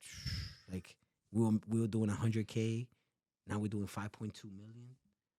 Like, and it's all volunteer driven. I have a Marine staff sergeant, his wife, one of my really good friends, one of my best friends, Pat. He's my right hand in Toys for Tots, and actually I took a step down and he's running it. Wow. And like, bro, like, that's the thing. Like, I was a recipient, and now we over here giving hundreds of thousands of kids the gift of Christmas. Man, what led you to that? Like, how'd you wind up doing that? So my last duty station was Fox Company, 2nd Battalion, 25th Marines out of Albany. And I was voluntold to run Toys for Tots. Okay. And as an active duty Marine, we know about Toys for Tots, but we don't. It's a reserve function. So Oh, it is. so it is. So we really Okay. don't know much other than what you see. Right. After I get there, my CEO goes, "Hey, you running Toys for Tots?" I'm like, "Oh, this is great." Like I had no idea where to start. Fast forward, I fell in love with it. I fell in love with the fact that I can influence change to hundreds of people at any given Sunday. Like that was pretty dope. Mm-hmm. And then when I started seeing the gifts that we were giving to these kids and started seeing the reactions, it was addictive. Because in all these different non-for-profits, right? You got those that are looking for a cure. They want you to donate to fix something, right? Mhm, We're not mhm. fixing nothing. We're not curing. We're not researching. We're literally changing the lives of these kids on Christmas Day to show them, whether it was their dad, their mom, their parents, Santa, that even though all their trials and tribulations, on that one day, it's all gone Mm-hmm. by that one brand new toy. So think about, I've met so many Marines that joined the Marine Corps, especially from other countries, because their first experience was with a Marine Toys for Tots, which is dope. So that's how I kind of got Yeah. involved in that. What so in line with that question, like and I hate that I'm like again, I don't want this to be like an interview thing, man. I just want this to be It's all good. what led you to the Amazon opportunity? So I was at the Red Cross. I was the chief operating officer at the Red Cross, and I had a Marine buddy of mine. I shouldn't say buddy, but a Marine that I worked for on recruiting duty. Mhm. And he said, "Hey, I got this opportunity." He bought a franchise, and he said, "Hey, if I'm gonna do this, I need somebody like you by my side." And I've thought about being an entrepreneur. Mm-hmm. Just it's like having a kid. It's just never the right moment, right? Or Right. you never confidently ready to do it, right? Mhm. So I said, F it, let's do this. So I resigned from the Red Cross, and I took a leap of faith in myself and in him. And we built that company up. We were building it up 11 months. I was killing it. And one of the things that I'm never going to give up is my ethics and my morals. And this business was made off of for veterans, by veterans. And we recycled, we repurpose, we resell. And all those things were meant to give back. And everything that was happening wasn't giving back. It was putting into their pockets. Mm. So I had a lot of problems. And then there was a lot of jealousy, like with the wife and like her. I never understood if we're making money, like who cares who's making the money? Mm-hmm. Like you want to go work with me and you want to go work your tail off and make that money and you don't care if I'm sitting back and just chilling. Hey, let me know when you're ready to do that. Mm-hmm. Because people just get ignorant, right? Mm-hmm. So jealousy became a thing and just became a really toxic environment. And one of the things I'm not going to give up is my morals. So Mhm. I got up one day and Jay didn't realize what I was doing. I was so over it. And I walked in and I said, so they sent me to, let me rewind for a second. The straw that broke the camel's back was when they asked me to go to Georgia to talk to another franchise owner. And they were going to take the franchise from him. And I was like, how are we helping a vet if we're literally taking his business away and having him work for us and he's in debt for over $500,000? Well, Gunny, nah, there's no Gunny here. I'm Vinny, you. Mm-hmm. Like, there's no rank here. Mm-hmm. And that conversation, when I got in front of the Army guy, when I went to go look at it, I said, listen, this is what's going to happen. They're going to take your business away. They're going to screw you. They're going to tell you that you're going to work with us and it's a partner, but you ain't working anything. You're losing your business and you're going to be in debt to us, point blank, period. They didn't like that I said that. I could not be true. Mm-hmm. So I said, I'd rather eat shit than be unethical. And I walked away. I didn't have a job. I didn't have a job for 6 months. I didn't make no money. My daughter's quinceañera was happening at that time. I already had half payments done, so you had no choice but to make the other half payments. Oh, man. My wife had jumped ship and came with me. And my neighbor came up and said, yo, Amazon is doing something. And I jumped on and I started researching and looking into it. And fast forward 4 years later, here I am now. Wow. So through a negative experience, right? Like through a lot of negative came a positive. And I never lost focus of who I was. Wow. Never. Man, Vinny, that says a lot about you, man. What was the interview? Was there like an interview process? What was like the onboarding process with that? So you have to, you got to submit some resumes, you got to submit a business plan, you got to submit all these different things, and then they do an online interview. And I was so down and out. I didn't really think that any of this was possible. When you hear these things, at that point, 0.01% out of every 100,000 applicants got selected. 0.01% out of every 100,000 applicants at that time. So I got put on to the next level, and then the next one was a video that you had to record yourself through questions. So I was in my boxer shorts, a button down, and a tie, just doing the Zoom, the interview thing. Then months later, it took like 8 months. Then they called me up for a 3-person interview in the city. Okay. And then from there, I just did me. Yeah. And just grind it out. And now I represent the community, the delivery service partner community with Amazon. I sit on a panel. Mm-hmm. So I've really been blessed. And a lot of people talk negative about Amazon and all this, but I'll tell you, Amazon's done a lot of good. That they've helped a lot of businesses grow, flourish. 60% of their online sales are all individual entrepreneurs. Wow. It ain't Amazon. Amazon only does 40% of their sales comes from Amazon actual items.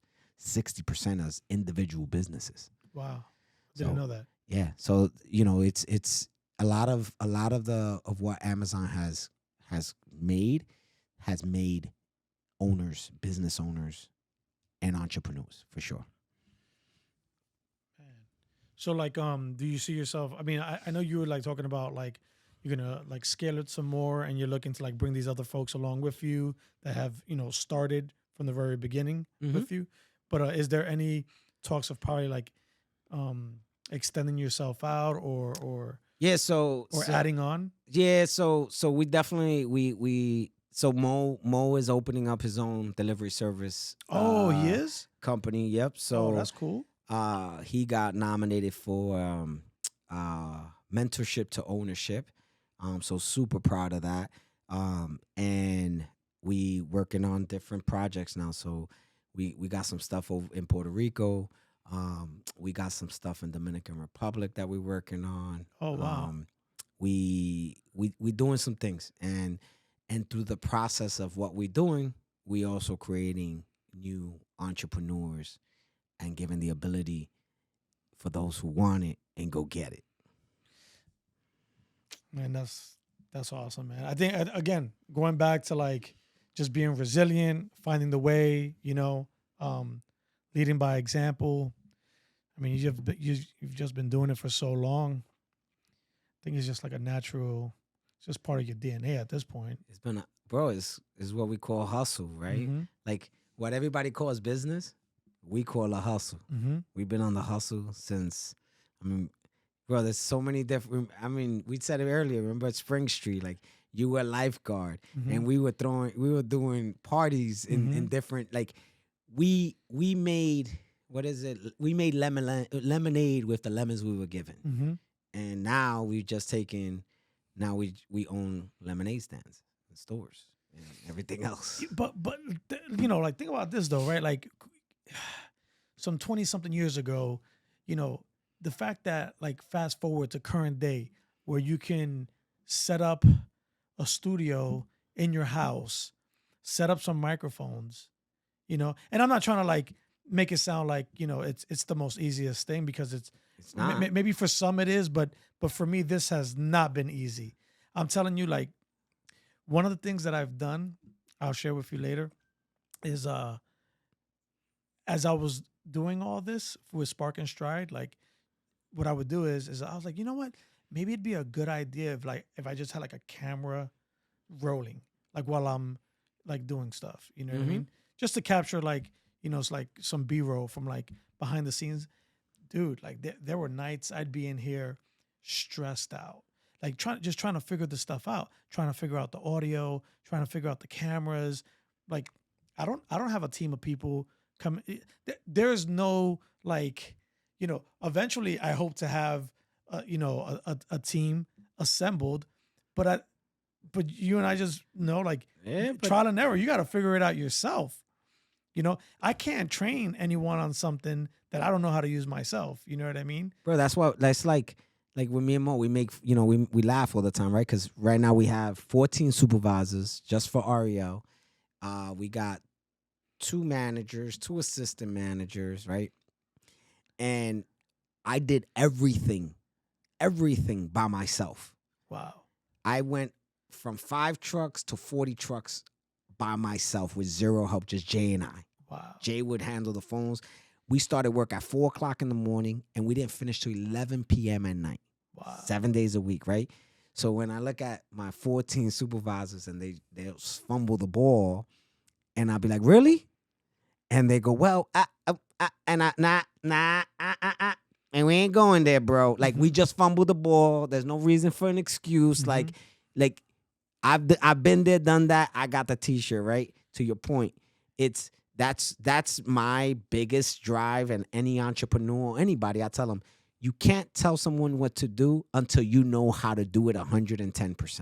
Yep. And now I've been blessed. Again, I know I'm all talking about Mo, but Mo has given me the ability to help me grow my businesses and step away from the day-to-day hustle. So sometimes he makes fun of me. We go back and he goes, no, you haven't done this. Things have changed, obviously. Yeah, things have changed. Yeah, there's a current. You know what I mean? Right. The current doesn't stay the same. Exactly. So definitely the current has changed, and he's he's definitely riding that wave. But it's important, like, and it's good when you see people follow that path. What do your kids say? Like, what are your, So nothing have come to light the way I thought with having kids. Mhm. So I thought my daughter was gonna, her being my little mini me, I thought she was gonna be right here with me. But my daughter's 19, going on 40. Wow. And she's finishing up her senior year of college. She's going to med school. So she has no desire. My son is 16, into baseball, and he wants to be a aerospace engineer. Zero desire to do anything. And since he's very kind of calm, cool, and collective, like, people's not his thing. So this is everything I'm doing is a people-based business. Everything, for sure. no matter what. Yeah. So I think the first visit he did was this year. So we've been open 4 years now. He visited my shop one time, like 3 months ago. So it's not, obviously they proud, and Right, they appreciate everything that their mom and I are doing. But are they gonna be in my world? Nah. I think the what's gonna be handed down is my Lebanese family. Like, they're the ones that are coming in, stepping in, and doing what they got to do. And again, you just have to want it. Yeah. Like, my kids don't want it. That's okay. Like, they're doing their school thing. Actually, they're gonna be better than us, right? Right. That's the goal, right? That's the goal. Like, yeah. You've given them a different. Like, I tell my wife all the time, like my daughter, like, we've just provided her a different starting line. You know, the starting line is just different. Yeah. My daughter, I think I mentioned this before, but like in terms of like reflection and like looking at things or whatever, but like she sees like she saw like a laundromat for the first time, like a big laundromat. She's like, what is that? Like, why is there so many washing machines in there? I'm like, oh baby, like, that's a laundromat. I think I talked about it on the podcast before, but she's like, have you ever been in one of those? I'm like, yeah, like yeah, I was like, Daddy, before you, Daddy lived in Brooklyn with Grandma, and we would have to carry, you That was a whole the wire carriage. carriage. Yeah, man. Like that was like a whole different thing. But so like explaining to my daughter, like, yeah, like everyone doesn't have a washer and dryer in their house. Everyone doesn't live in a house. The other day, man, she was pissing me off about something. But you gotta remember, she's like 5.5. Well, she's gonna be 6 in like next week, right? And I was like, instead of like flying off the hand, like instead of flying off the handle, like, you know what? This is gonna be a good teachable moment. So I turned everything off, turn off the iPad, like turn all this stuff off. We're going out onto the porch. We'll go to the porch. And I basically start like not drilling her, but like doing my best to explain to her, like, you have a good life. You have a great life. You're not going to realize this right now, but the amount of stuff that you've been exposed to, not every little girl your age gets that. And the cool thing about it is, like, she kind of knows, like, when I'm kind of like, when I want her to understand something. So she's like listening, and she's like soaking it up. Yeah. And then like I got like emotional, right? Because I'm looking at her at 5 or 6, and then I'm again, for some reason these past few months there's been a lot of reflecting on my behalf. So in this moment, like, now I'm reflecting on myself, talking to her about what I'm talking to her about, and I start getting emotional. Like I'm getting a little emotional now, but just trying to explain to her, trying to get her to understand that, appreciative of it. This has been a hard life. This journey has not been easy, but in line with all that, Vinny, like, I never met my father, right? Mm-hmm. So I never met my father. My mother raised me, and I'm having this conversation with my daughter, and because one of the things I was telling her is, like, you have both of your parents in your life. You live with both of you, because again, I'm trying to get her to understand, like, not everybody has it the way you have it. But we go through this at home too. Like, again, I got teenagers, so it's a big difference. But my aunt Yvette used to take the kids to the pump, and she'd be like, "Hey, I'm gonna, the kids come hang out with me," and they'll go to the pump, and the kids used to love that, and I used to love that they experienced that, right? And for people who don't know what the pump is, what is that, Vinny? The fire hydrant. So we would turn on the fire hydrant and take a can of bean and take both lids off, and you enjoy the day, the concrete beach, right? But the concrete beach. It's but as parents, bro, like, sometimes we kind of I speak for myself, like, we overgive. Oh, 100%.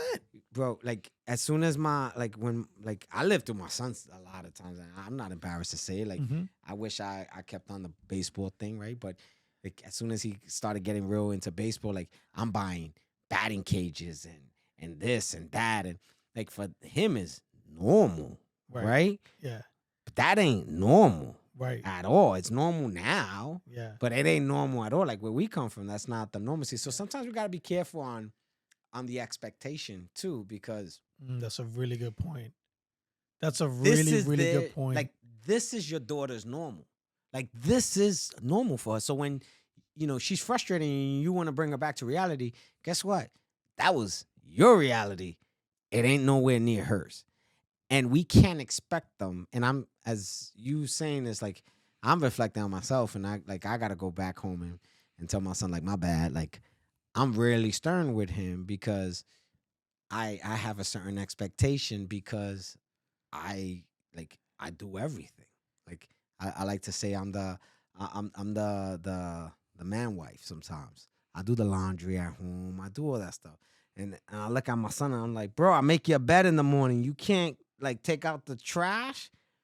But I created that environment because I do it for him. Mm-hmm. So I can't be mad. I can't pick and choose. You can't pick and choose when it's convenient and when it's not. Does that make sense? Nah, man, 100% it makes sense. Like, I've been through, like, my daughter and my daughter's mean, so she'll call me out on my BS. Yeah. Like I'll be like, yo, really? And she'll be like, Dad, really? Like that ain't my fault. Like you live that life. Right. I don't know what she goes. I go upstairs. I turn on my AC. I'm chilling. Like I don't know what you're talking about, but I'm not about that life. No, I came from that life. And my wife will sit there and she's like, "Preach, girl, preach." And you know, so it's wait till your daughter becomes a teenager. Man, I can't wait for you to meet her, man. She's it's wild. It's wild too because like for a long time I didn't think that like I would have children. Or a child for that matter. Like I just kept, for some reason, like in terms of being like reflective and like I've done. I think you can relate to this, like growing up, you know, kind of like how we did in the city. You can kind of sit back and see the mistakes that everyone else is making, and it's almost like a survival instinct because you kind of like see what they're doing and what they're not doing. You're like, nah, that's a booby trap. Like I'm not going that way. I'm gonna go this way. You kind of know who the good and bad actors are, right? So what I started like noticing like very early on, especially in the military, was my buddies that were just having kids with just like Everybody. yeah, just girls that they were just like meeting or girls, and then then it was like, hey man, like, but don't you have a child with this person? Oh man, like now they've moved to another base. Now they're dealing with the whole custody thing. Now they got another girl pregnant. And like, I just always saw that as like I didn't want to be part of that. But you always wanted family. Always. Like I remember that. Like you used to always say that. Like always. You always talked about family, the lack of, and what you wanted. Like that was always your MO. So like I wish I was able to attend your wedding. I couldn't, but like that was. For me, I called my grandmother. Wow. And I told my grandma, you know, you remember Manny? She goes, sí, el muchacho from across the street. And I go, yeah. I say, look, he's finally he's getting married. He's gonna have a baby. You know, da. She was like, wow. Like she says, yeah, I remember. Like we used to kind of chat with your broken Spanish. Yeah. Still broken. And but I remember that, and I'm happy for you, right? And thanks, bro. And I'm happy that you achieved. You found the woman that you love, and you here, right? Like you present. Yep. So like reflection, like my advice, I guess, is reflect on the now. Like it's time for us to forget about the past. Like we've been there, we've done that, right? We got the T-shirt. But now, like, one of the things we don't do is we don't reflect on the now. Like, I think that's one of the things as our folks, our age and our demographic, right? Like, I think we so concerned with the past that we forget how to live in the present. Like, we live in it, we enjoy it, but we always root ourselves back to the past. And why? Because the past doesn't define us. It just molded us. So the mold is changeable because we've changed. We broke that cycle, right? So like, live now. We got to live now. Like I'm telling myself that as I'm saying it to you, I'm saying it to myself. Like I think about, like, I give myself so many different excuses of why I did something that I should not have done, right? Good, bad, or indifferent, right? And then I always talk about, you know, my dad or this and that. And it's like, what about now? Yeah. Like, look at everything that we've accomplished now. Why can't we talk about that and stay focused on that, right? Like, that's where I think we need to focus and drive. Like, this country is, not to get into politics, but this country is falling to the wayside, right? Because we want to have so much inclusivity. We want to have all these things. And we grew up with that. Like, we had a transgender in my building when I was like 9, 10 years old. She hung out with the craziest bikers, jail dudes, everybody that you think. It wasn't a thing. Nobody cared. Your best friends were black. Vice versa. Like, nobody cared about any of that. And then we allow ourselves, on present terms, to like get on that bandwagon and talk about, yeah, it's because we Hispanic, or yeah, because of no, it's like, we're humans. And if we do the right thing for the right reasons when nobody's watching for each other, then sky's the limit. But we so focused on the negativity that has happened in the past. Like, why? We've always been inclusive. Differently, in my opinion, right? In the hood, we've been inclusive in the hood. Like, we had our own, right? It's our own world, right? But it's our hood. Yeah. Right? I'm not ashamed of it. It was I had great great memories. Yep. But that was then, and this is now. Yeah. It's, I don't know. It's just one of my, like. How do you because like your son's still in high school, right? So and then obviously your daughter's in college. What are the conversations like at home with like sexuality, transgender, like how does that go? Because I'm not there yet. No, I mean it's me. So like I'm It's pretty pretty direct. Yeah, like I'm very direct. Like I don't, it is what it is. Like I wish I could be a fly on the wall in your house, V. It's hysterical, and it's definitely not. Some of my ways are not the right way for sure. But it's one of those. We had candid conversations, and my kids know. Like I respect my kids on whatever decision they make. Right. That doesn't define them, right? Whatever they want to be. So it's different in the Roman household. My wife thinks that they should make not a podcast, but like somebody should follow me because she says the Vinnyisms. Like I'll say shit that like you should like, but it's my point. I made my point. It wasn't the best way to say it, right. But I made my point. Right. And she's like, oh my Lord. Like, for example, my in-laws, I love them to death, right? But they're a pain in my ass sometimes, right? Because they're overbearing, right? And again, they treat me like they like my parents. We went on vacation without my kids, and it was a lot. Like it was just a lot. And really? they mean well, don't get me wrong, but it was a lot. So they called me up, and I'm going to be in Puerto Rico for a month, and they said, hey, are you inviting your father-in-law? I said, yes. Y'all both welcome, one at a time, not together. And if y'all do decide to come together, my kids have to come to be the break in between of us. And my wife goes, really? You just really told my parents that there was boundaries of how they had to come? And I was like, well, I wouldn't be being honest. Like, do we want the same thing to happen the last time? Like, no. So, and that's me. Like, my father-in-law knows I wasn't being a douchebag. He knows I was joking. Subliminally. Ish. I was joking ish. Right? And then my sister-in-law would be like, I'm the only one that would get away with saying that. Because if it was somebody else, they would have been slapped in the face. What was it like meeting them for the first time? My in-laws? Yeah. It's so funny, right? Because my father-in-law is very Ecuadorian, very, very structured, right? And my mother-in-law is an entrepreneur. She came here, made it on her own, right? And she is a hustler. And she kind of opened the doors for me. It was cool. One day I'm helping my wife paint.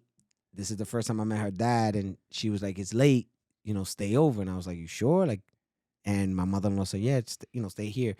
And I said, all right, cool. So her dad. That's the move, though, right? Help him paint, stay late. Stay late, right? Like, I go in, knocking on the door. The streets are bad. I was taking the train at that time. Something happened to him. I don't want to be. And to take that train to Elmhurst, like, that you had to take the J to the end of the R. Like, it was a nightmare. But anyway, so he comes in after, it was a Friday night, after having a few beers, and he kicks the bed that I'm sleeping in, and he's like, yo, what are your plans with my daughter? And I'm like, yep, I'm getting up and I'm out. Like, I got up, got dressed, and left. What? Like, I didn't have a conversation. And then fast forward 26 years, he's like my dad. She's like my mom. Loved them to death. Couldn't see myself without them. Like, and to be honest, like, through this whole evolution of me growing up, I can't say that I've ever had anybody really to support me, because we don't have that. Right. And the part that I miss about Ariel was when I was sitting there, I was trying to figure out how to come up with the rest of the money. You needed a certain amount of money. And my mother-in-law looked at me and she goes, "What's wrong?" Because I'm sitting in the office and I'm like, "Nothing. I'm just trying to figure out how to do this, and I'm running out of options." She walked away. She called her husband, and they chatted. Came back with a blank check, told me to fill it in, gave me 60 grand or whatever it was that I needed.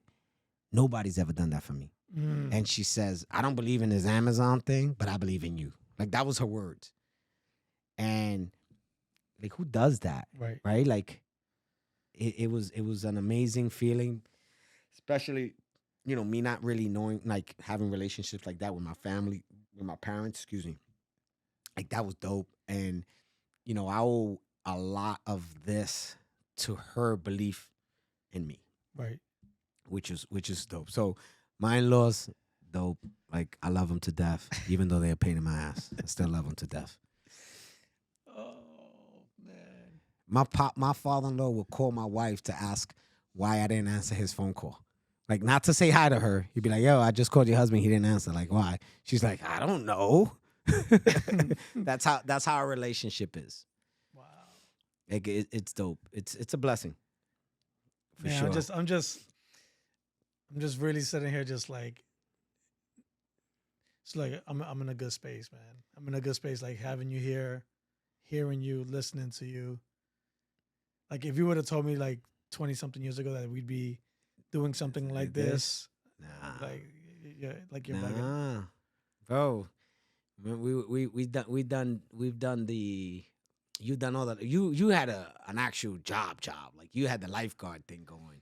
Yeah. And that took you to a lot of good places. Yeah. Like, bro, I did the messenger. I was selling ice cream on the Mr. Softy truck, selling hats on Granham. Mhm. Like, I've done, you know what I mean? Like, it's been a constant grind. And like, if you ask me now, hell no, I would never think of it. I knew I was gonna do something, but Yeah. to what magnitude? To and what yeah. I don't, you just, we just never, you just never know. But it's humbling for sure. Definitely humbling. You know what I mean? But Yeah. but I like what you said though, Vinny. Like, let's focus on what's going on now, Yeah. right? Like, and I've been trying to not focus so much on what's coming. You know what I mean? I struggle with anxiety. I struggle with PT. When did you know you had PTSD?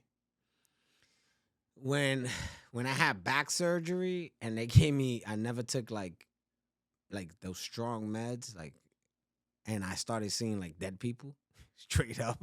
Really? Like, it just came to a whole nother level. And then my anxiety, I didn't know what anxiety was. So it was right before. So my back surgery was Why'd you the have back trigger. surgery? So I got injured in Iraq, broke my spine. What? I didn't know that. Yeah, broke my spine. I had to get 6 screws, 2 rods, 4 artificial vertebrae from my L4 to my S1. Took me about 6 months to rewalk. I think that was the trigger. And then to a lot of military people, it's also the downtime. Mm-hmm. Like, I was down for a long time, so reflection was more of a nightmare than a reflection. So that's kind of where it all kind of began, and then I had to figure out like how to cope with it and how to make it different and how to make it work for me. How'd you get hurt? So a lot of different things. Being an infantry dude for so many years, having a bunch of our vehicles got hit. The backblast of it with the amount of weight that we have on our flaks, kind of crushed my spine. So this was This was a combat injury. But like it just progressively got worse, or it was just like one instance? No, so my back was already kind of Right. done, Deteriorating. and then at one instance, it just helped it out. Really? To get Helped to it that. out. Just kind of, yeah. What year was that? That was 2000. My last deployment, so 2009. 2009. Had my surgery at the end of 2009. So I made it out. We came, and my CO was giving me downtime or whatever overseas. But then I I thought I was okay, and then I went on Boots and Utes run with Flack with the reserve unit that I had just got attached with. That was all she wrote. My back just finally gave out. Wow.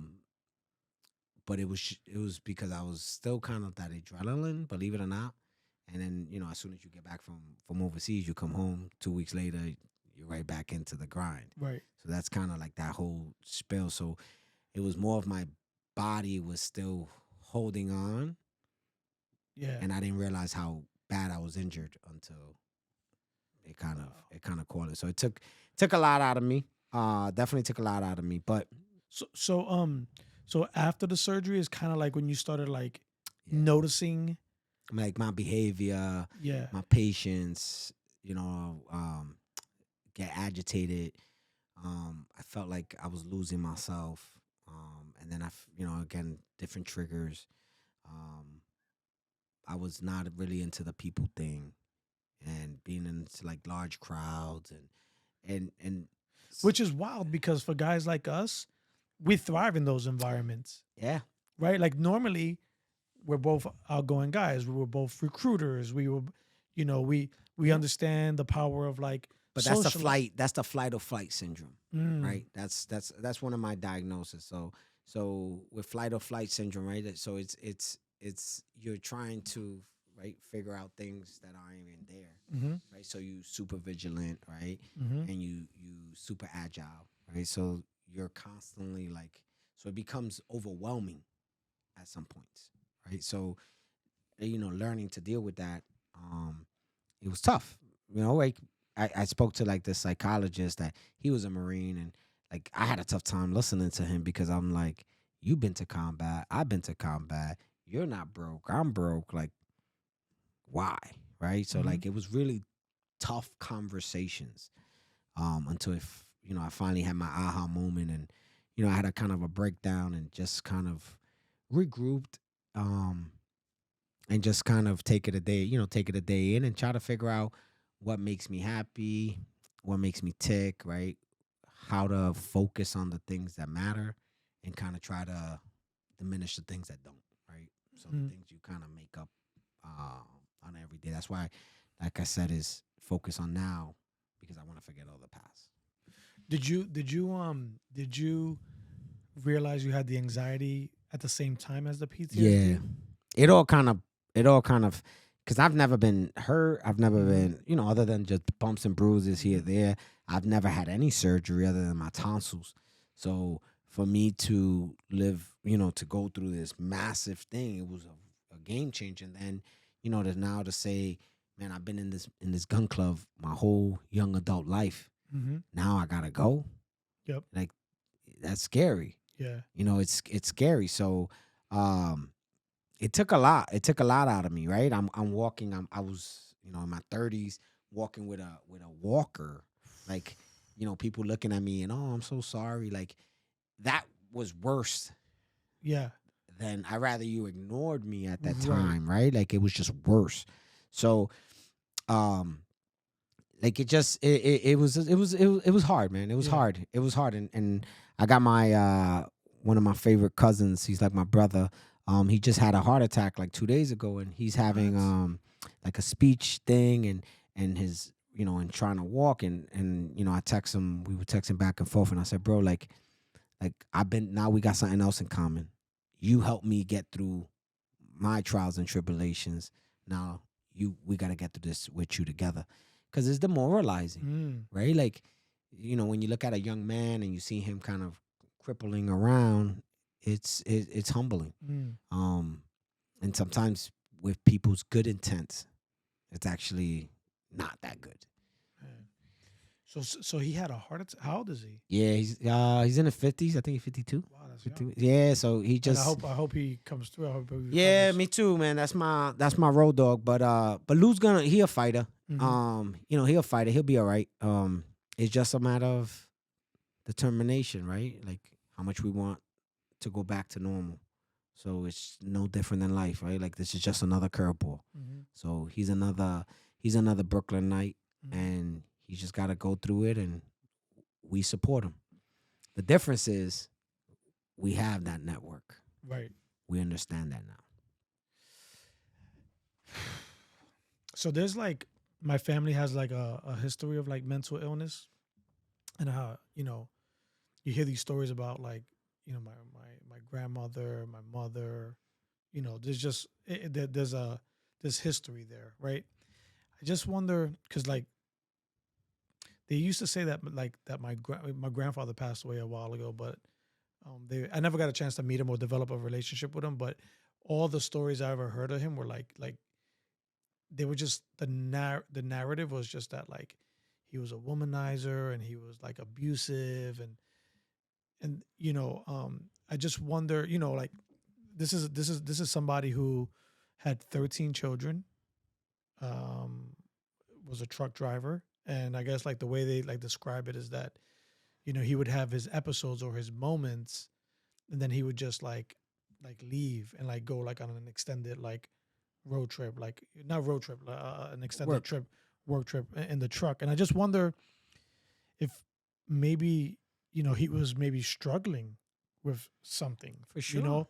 anxiety or PTSD or so forth, and just I guess like back then, I'm talking about like in the 50s and 60s, the go-to was like alcohol. Mm-hmm. So they say he was an alcoholic or so forth. But going back to what you just said, knowing that like the support is there, I think we're just like in a different era. It was important for me too. Like I just finished up my 24 years, right? The last I would say like the last like 6 years were probably the toughest for me. Just simply because you're worried, right? Like this cool boys club that you're a part of, Mm-hmm. cool girl, cool boys club, and now you know that there's something wrong. You know that there's something wrong. You know that you're not yourself. You know that you're like some light has gone on, right? Like a maintenance light has gone on, but you're so afraid of going to getting the help that's out there, or more importantly, like the help that you need, because you're so concerned, or so, for me anyways, like so worried about, hey man, like you could potentially be put out, you know, and like everything you've known for the last 16, 18 years is done. Mm-hmm.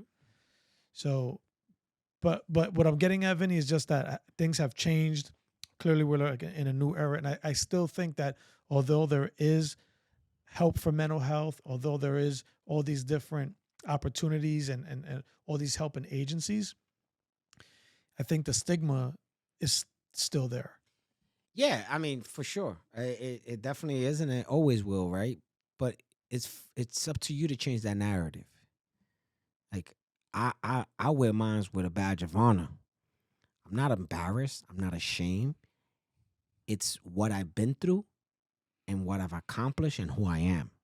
So I use that to my advantage, right? And it's about knowing your strengths and understanding your weaknesses. And if and having these mental illnesses, PTSD, anxiety, whatever it is, right?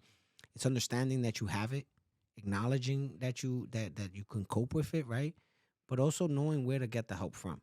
So like the biggest thing here is like for veterans and non-veterans, right? It's like the help is there, you just want to go get it.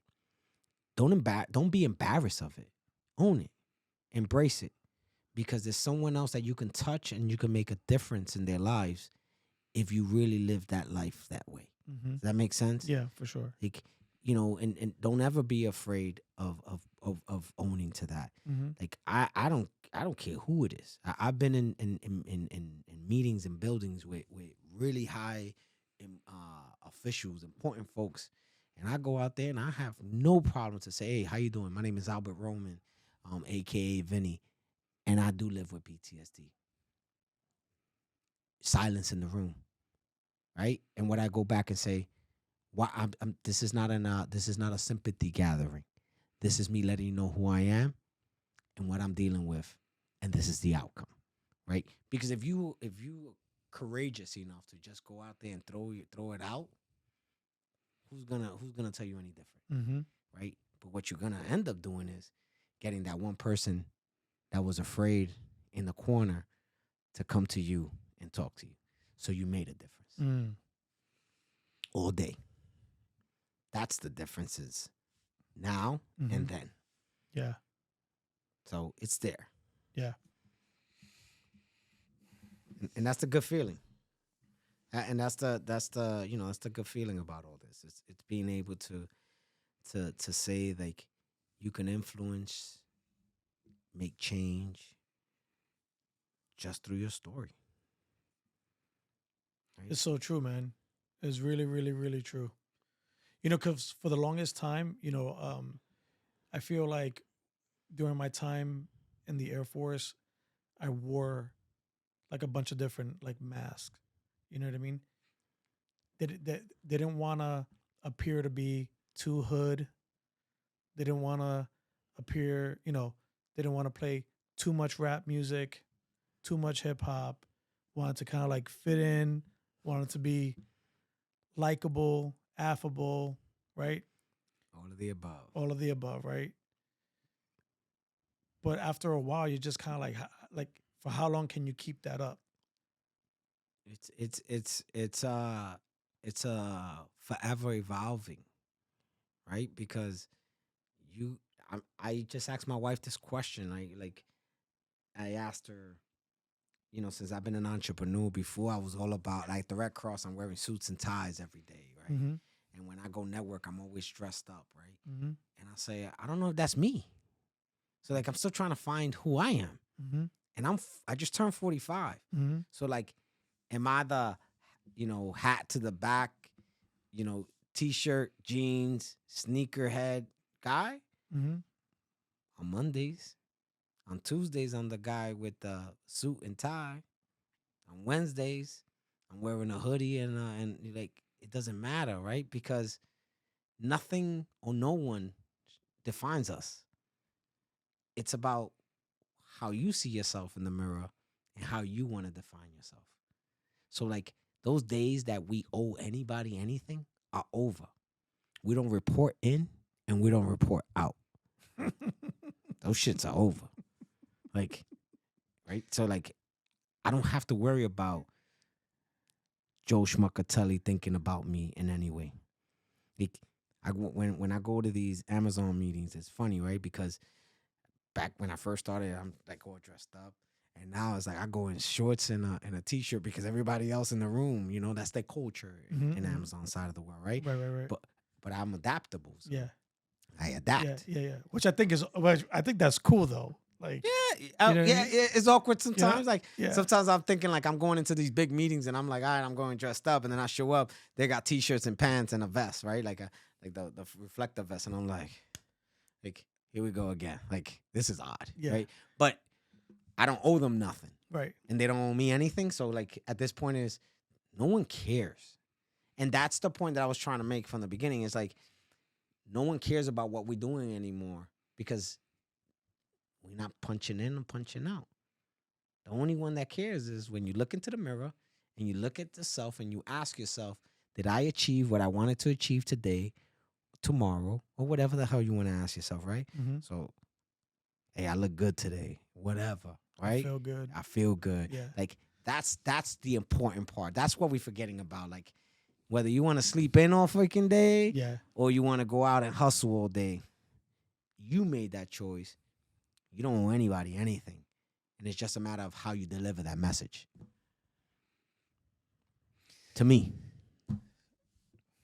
Brother, man, like it's so, I really just think about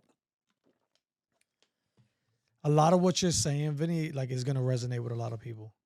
It resonates with me for sure.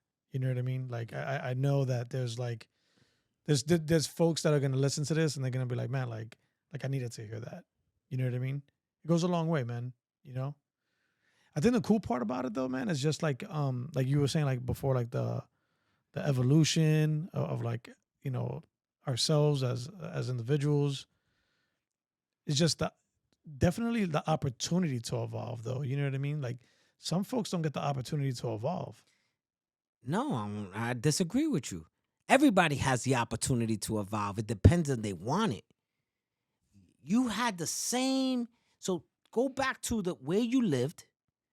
Go back to who was there and what was different from you and everybody else and all the other 15 bodies that lived there. There was no difference. It was just the amount of tenacity and passion and desire to be different that you had. The desire of me wanting to leave and not be the same person that my parents were. Not that they were bad folks, but we wanted more. So I made that conscious effort. Nobody gave me shit. Nobody gave you shit.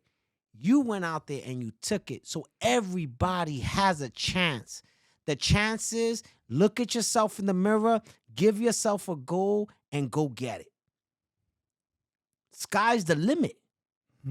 COVID proved that. All these dudes and women doing things that they never phantom in their brains that was gonna make them rich. That's a really good point. And they took an opportunity, wasn't given, it was made. And they're successful. So 1 out of 10 decide to take the opportunity. The other ones decide not to. That's the difference. So you've earned your shit. You earned that. Wear it, bro. Like everybody else, I'm sorry. I don't feel sorry. I don't sympathize. I don't look back and go, man, that's a tough living. No, that was your living. You chose that. Yo, whatever that living is, yo, I rock you for that. However, comma, pause for effect. That wasn't my living. And I didn't want that. Right? I changed my narrative. Everybody has a chance to change their narrative every single day. So anybody that says different is wrong. Because you lived with 15 other men and y'all all had the same opportunity. Fast forward to today. Look at where you at. Look at where some of them are at. And look at where some of them are not. It's just a fact. So society has made that so that everybody needs a chance. Forget that, bro. You go get that. That's me. Hey, I think we can leave it right there, Vinny. There you go. I think we can leave it right there, man. That was, again, brother, thank you so much. No doubt. Appreciate you having me. I'm really glad you came through. Thank you, Vinny. You've always showed up for me. You've always been, even from far, you've been in my corner. I drove 4.5 hours. I got you. I don't do that shit for nobody. Nothing but love you. Listen. Heavy duty. It's Mach.